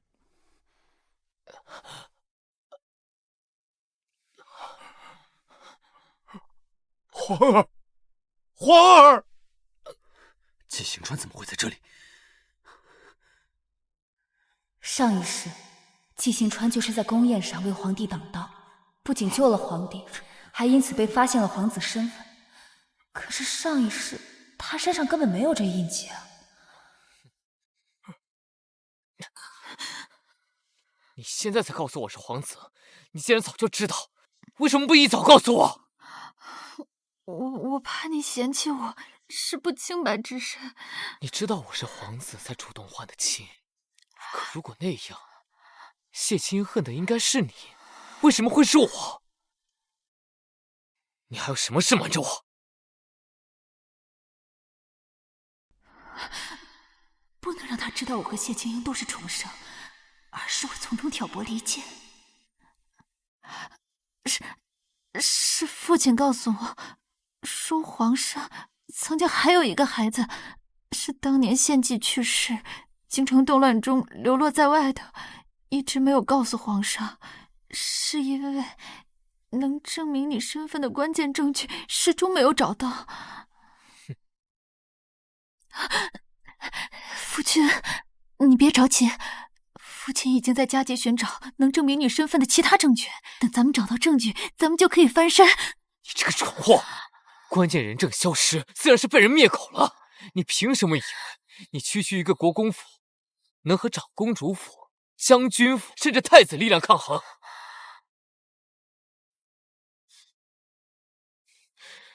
你现在能联系到谢国公吗？刑部主事是母亲的表弟。你现在立马联系谢国公，我有办法证明自己的身份。你先把我从这里弄出去。什么办法？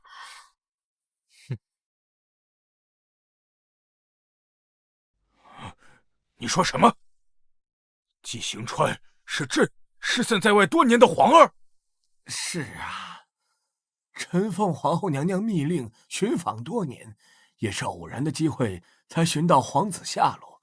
之前的人证都被长公主派人灭口了，但皇天庇佑，还是让老臣找到了这其他的证据。回禀陛下，老奴就是当年娘娘派去侍奉小皇子的，但当年因事乱着火，小皇子失踪，老奴怕担责，一直在外面寻找，直到谢国公找到皇子，老奴发现身上印记才认出。什么印记？回禀皇上，是当年失火时，老奴怕保护不住皇子，用发簪在身上烙了一个梅花印。此发簪就是老奴当年伺候皇子的时候，皇后赐给老奴的。这发簪的确是皇后之物。这个老仆的确像是伺候皇后身边的太监。所以说，纪行川真的是朕的皇儿。无论是什么人证物证，想必都被萧承泽和谢清莹提前毁掉。想要破局，我只能自己制造证据。而对于皇帝来说，信王已经彻底成了废子。为了不让皇位继续被他给抢走，我只能给出证据。那他一定会顺水推舟认下谢清英。我说过，你一定会后悔的。纪行川，你怎么会出现在这里？因为本国公查明了流落在外的小殿下的下落，正是侯府的继二公子。谢清英，没想到吧，我居然还能翻身。今日之后，我就可以彻底将你踩在脚下。怎么可能？因为纪行川制造了假的身份证明。他疯了，皇子身份都敢造假，他就不怕？他有什么不敢？因为我们这位皇帝陛下一定会认下他这个最后的救命稻草。皇儿，你真的是皇儿？我知道这个印记，我知道这个印记的。你真的是皇儿？说，是谁派你来刺杀殿下的？是太子，是太子指使我这么做的。大胆，分明是叛污！太子今日完成籍贯礼后，便可正式入朝监国，哪有什么理由刺杀皇上？当然有理由，他只是监国，又不是正式登基为帝。说不定啊，他就暗中调查我夫君是不是皇子，担心有变故，干脆一不做二不休。你胡说八道！太子是先武烈帝亲子，名正言顺继位，何须忌惮一个区区刚找回来的皇子？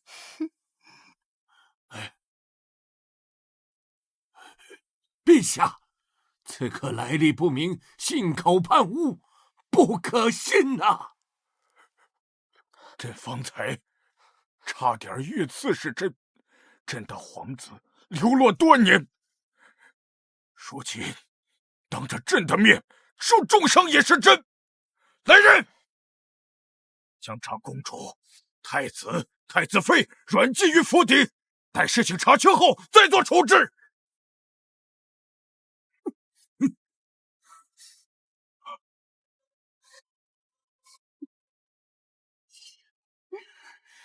无论上一世还是这一世，我这个好父亲可都是义无反顾的舍弃我。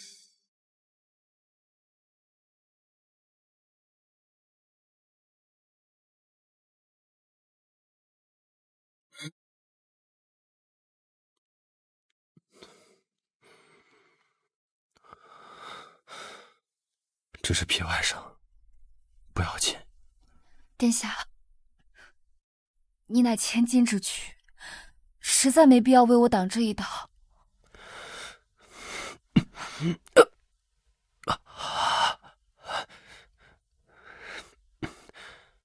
你是孤的太子妃，我肯定要为你。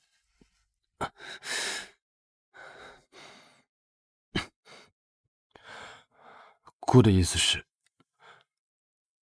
只要你一直陪在孤身边，不背叛孤，孤自然会护着你。我是处心积虑想要得到萧承泽的爱，可那是为了庞的目的。我也以为自己不会再为了一个男人动心，然而活了2辈子，还是第一次被人真心实意的护着。你干嘛这么看着孤？萧承泽，从小到大，除了我的母亲，你是第一个真心实意护着我的人。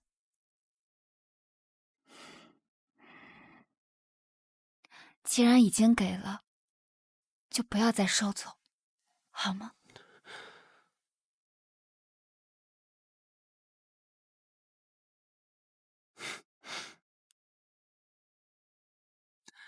只要你不想收走，孤就不会收走。好，我记下了。萧承泽这种冷心冷情的变态，居然会用那么温柔多情的眼神看一个女人。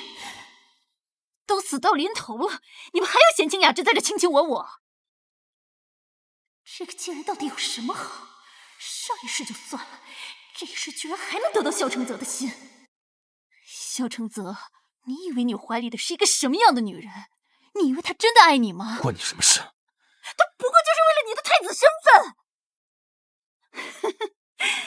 可惜啊，你马上就要因为谋杀皇上，意图谋反，成为阶下囚了。姐姐，这一次可是我赢了，是吗？我看未必吧。萧承泽对我是一片真心，他是真心爱我，但纪行川成了皇子之后，你确定他还会要你这个失身于别的男人的女人吗？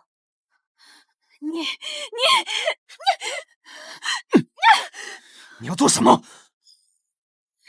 萧承泽，你还不知道他的真实身份吧？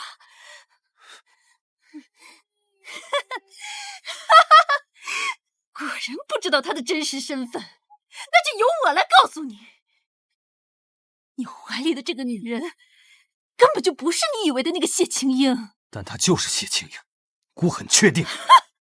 她当然是谢青英，但不是你以为的那个。她是上辈子重生回来的谢青英。重生？没错，我们两个都是重生回来的。上一世，她嫁给了纪行川，爱得死去活来，还辅佐他成为了皇帝。而你家被满门抄斩，你还成了一个短命鬼，死得好惨呐！而这一世，换我嫁给了纪行川，坐上了皇后的宝座，而他就只能和你成为一对亡命鸳鸯了。不对，不能叫亡命鸳鸯。我这个好姐姐啊，可是曾经最爱的是纪行川，他和你不过是被逼无奈，妄想垂死挣扎罢了。难怪我一直觉得他藏着很多秘密，并不符合一个乡村姑娘的见识和能力。原来是这样，那一切都解释得通了。怎么样啊，姐姐？瞒了我们太子殿下这么久，按我们太子殿下的脾气，恐怕不能对你像以前那样宠爱了吧？谢千鸾，与其担心我，不如担心你自己吧。我了解纪行川，他是绝对不会让一个失身于别的男人的女人成为自己的皇后。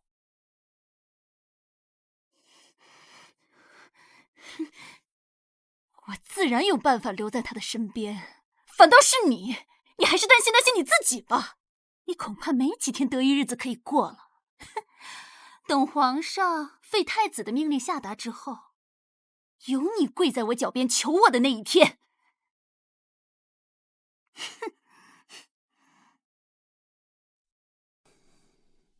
他说的是真的吗？你真正爱的人是纪行川？你跟我说的哪怕一句真话都没有吗？啊？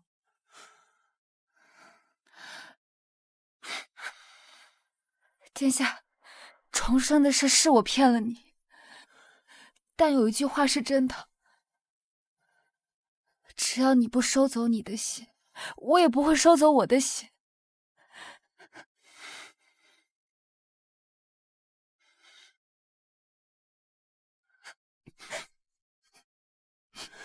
谢青英，我说过，背叛我的人，无论是谁，我都不会原谅他。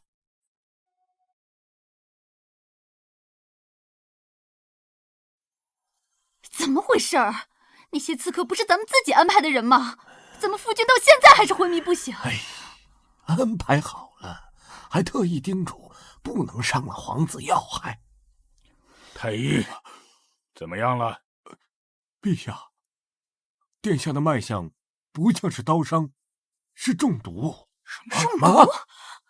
去看看他的伤口。是。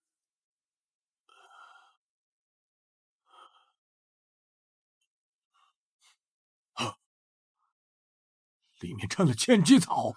这千机草？陛下，这千机草跟止血的藤草长得极为相似，就连味道也一模一样，只不过一个会止血，而另一个会让伤口迅速溃烂。陛下，是有人故意下毒，想要害死殿下呀！之前给夫君换药的人是不是太医院张正？来人，立刻把张正给我带来！回禀陛下，可他已经消失不见了。全还派人去他家里，发现他的家人全都失踪了。一定是萧承泽，还有长公主和谢青英。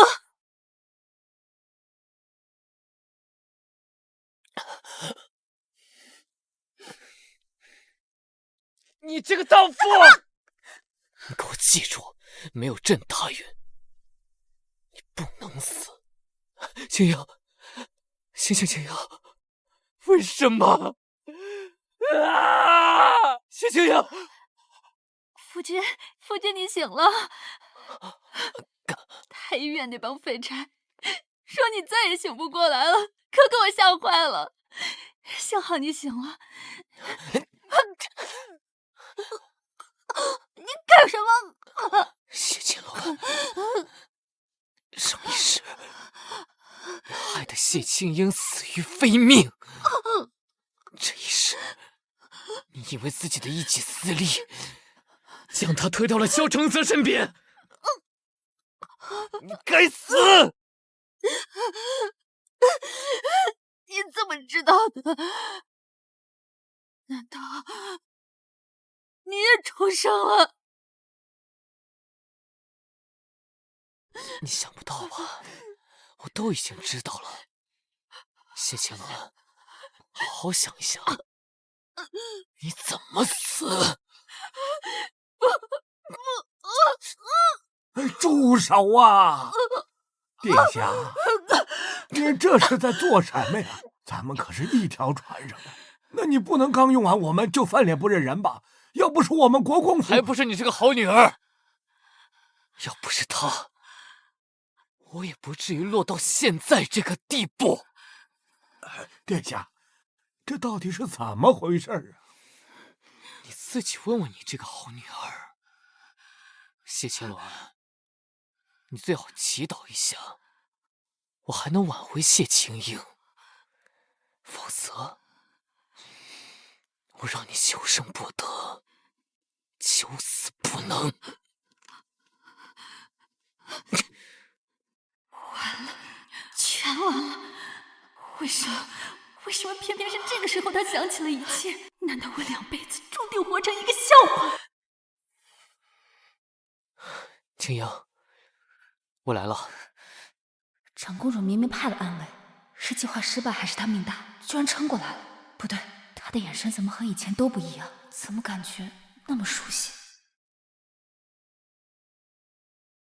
青英，我都想起来了。所以，上一世没能亲手杀了我，这一世就特地过来再杀我一次。我没有想过要杀你，青英，自始至终，我都是爱你的。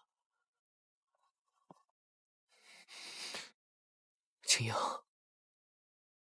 对不起，我知道上一世你一心一意对我那样对你，所以这一世你才会那么厌恶我，憎恨我。然后呢？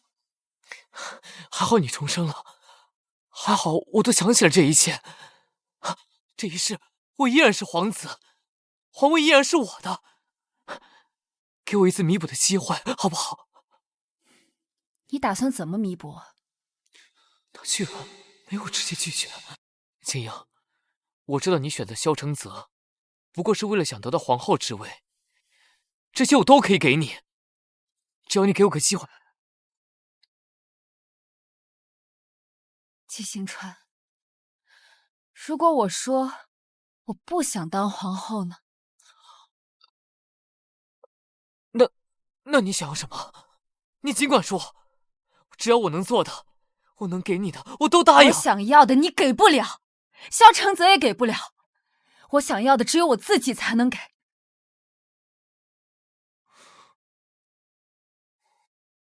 青英，我会向你证明，你想要的，我都可以给你。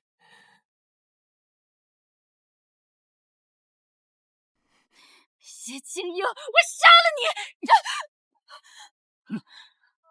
你以为我和你一样蠢？你和季行川翻脸了，果然被我猜中了。重活一世，你还是一无所有。谢青英，凭什么我2辈子都要输给你，我不甘心！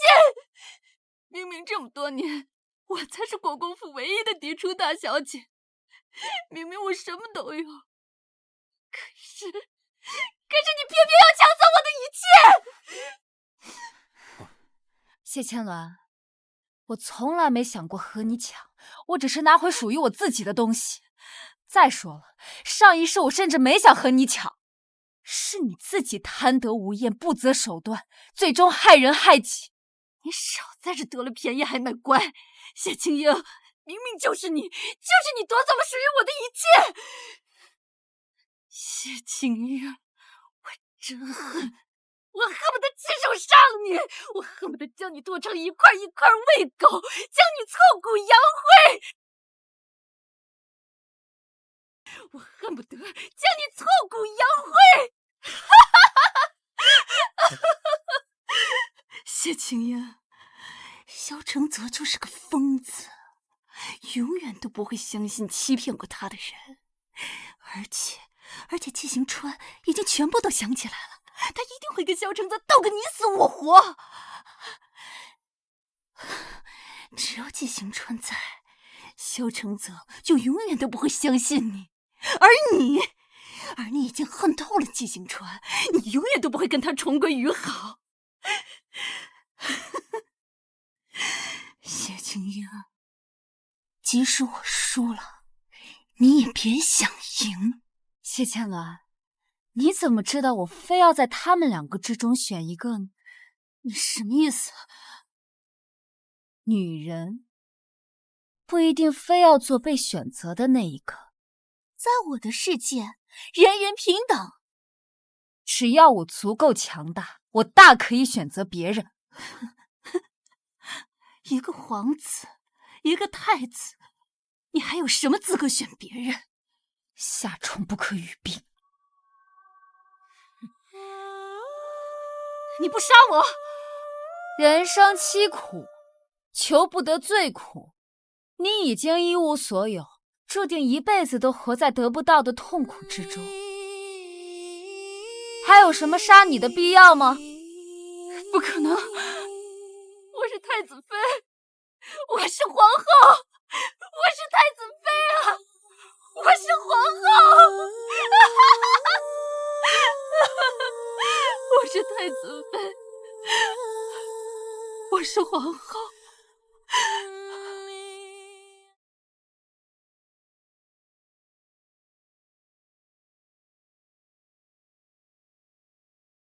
陛下驾到！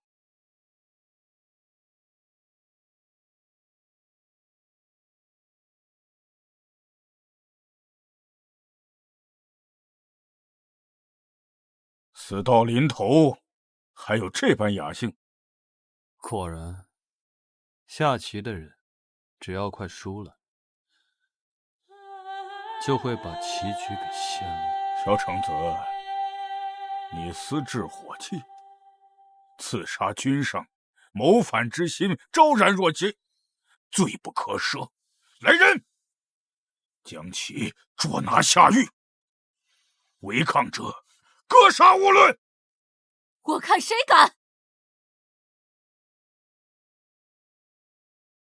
陛下说错了，太子不是谋逆，而是诛国贼，复先武列帝正统。萧承泽、萧如瑟，朕才是皇帝，是天子，是正统。你们俱家谋反，真以为打着武烈帝的旗号就可以堵住天下悠悠众口吗？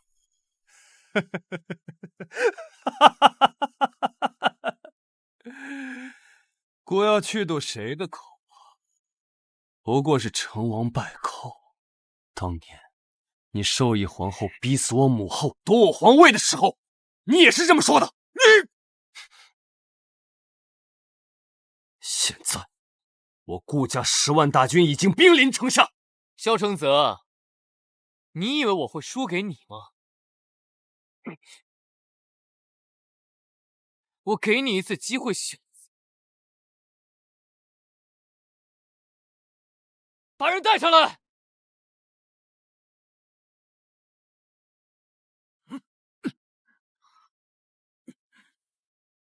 你不说安排了此事，安排他和你舅舅出城会合吗？他怎么会在季行川手里？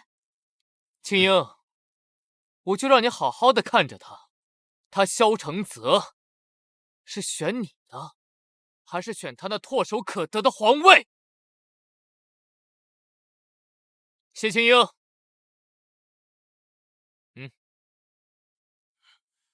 谢青樱，你怕是忘了，我比萧承泽多活一世，再怎么样，我也不可能输给他。青樱，你最好是选择我，我会向你证明，我才是你这一辈子最值得托付的人。萧承泽，我给你一次选择的机会，你是选从我和青衣的尸体上踏过去，还是放弃你那唾手可得的皇位？萧承泽，别忘了你和我还有数十万顾家大军，为了今天谋划了20年。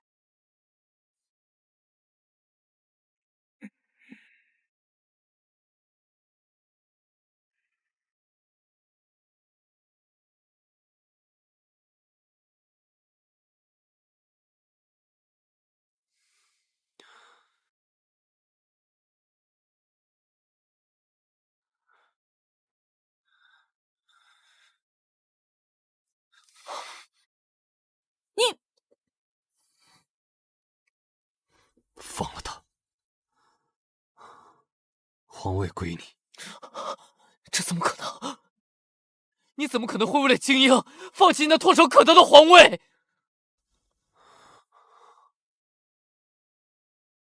谢青樱，明日我安排人送你出去。你要赶我走？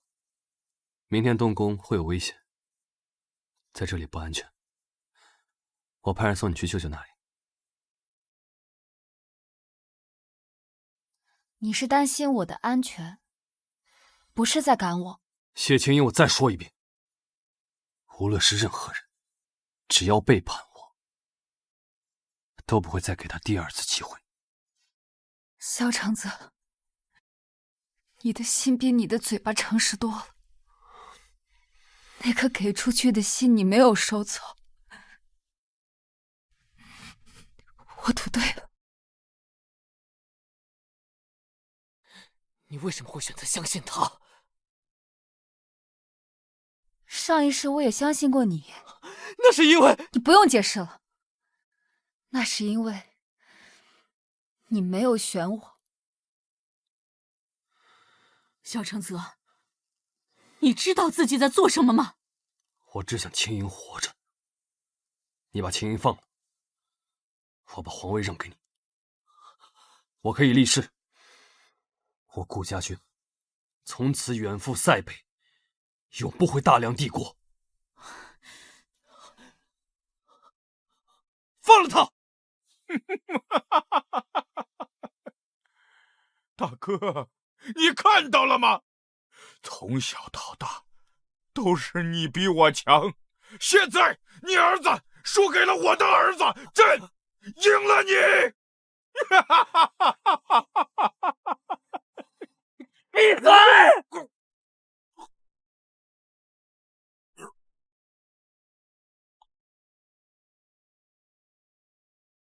吵死了！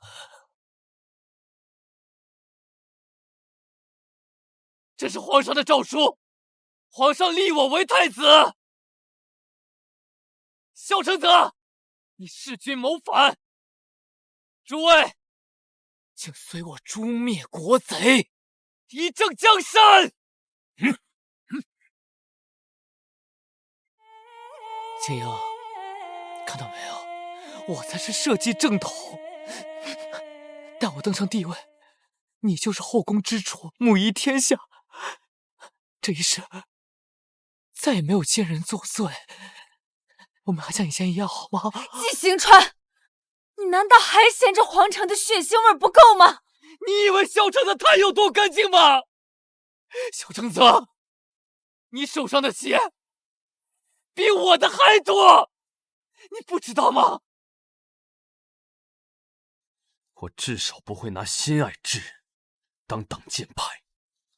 季行川，别再骗自己了，你根本就不是想让我选你，你只是想证明，没有什么东西比皇权更重要。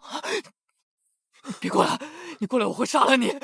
在你的心里，永远都是权势的影子。没有，你赢了。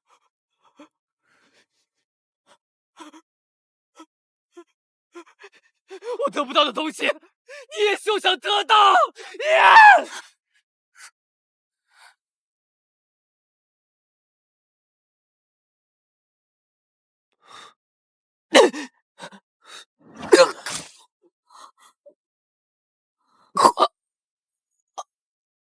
弑君者季行川已伏诛，尔等还不束手就擒！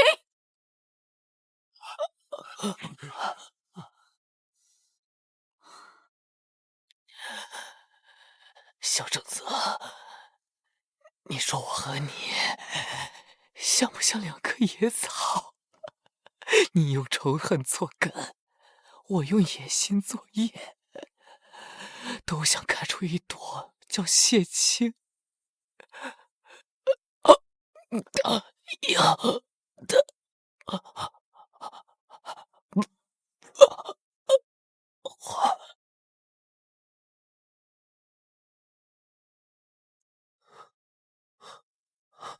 怎么样？你没事吧？你说，如果世界上没有皇权，会不会少些悲剧？也许吧。其实权力比爱恨更让人清醒。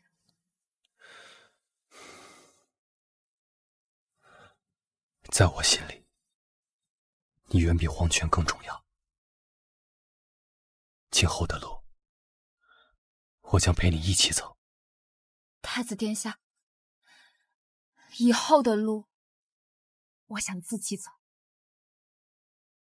你想一个人走？不是一个人，我是要带着所有人，走向我要的未来。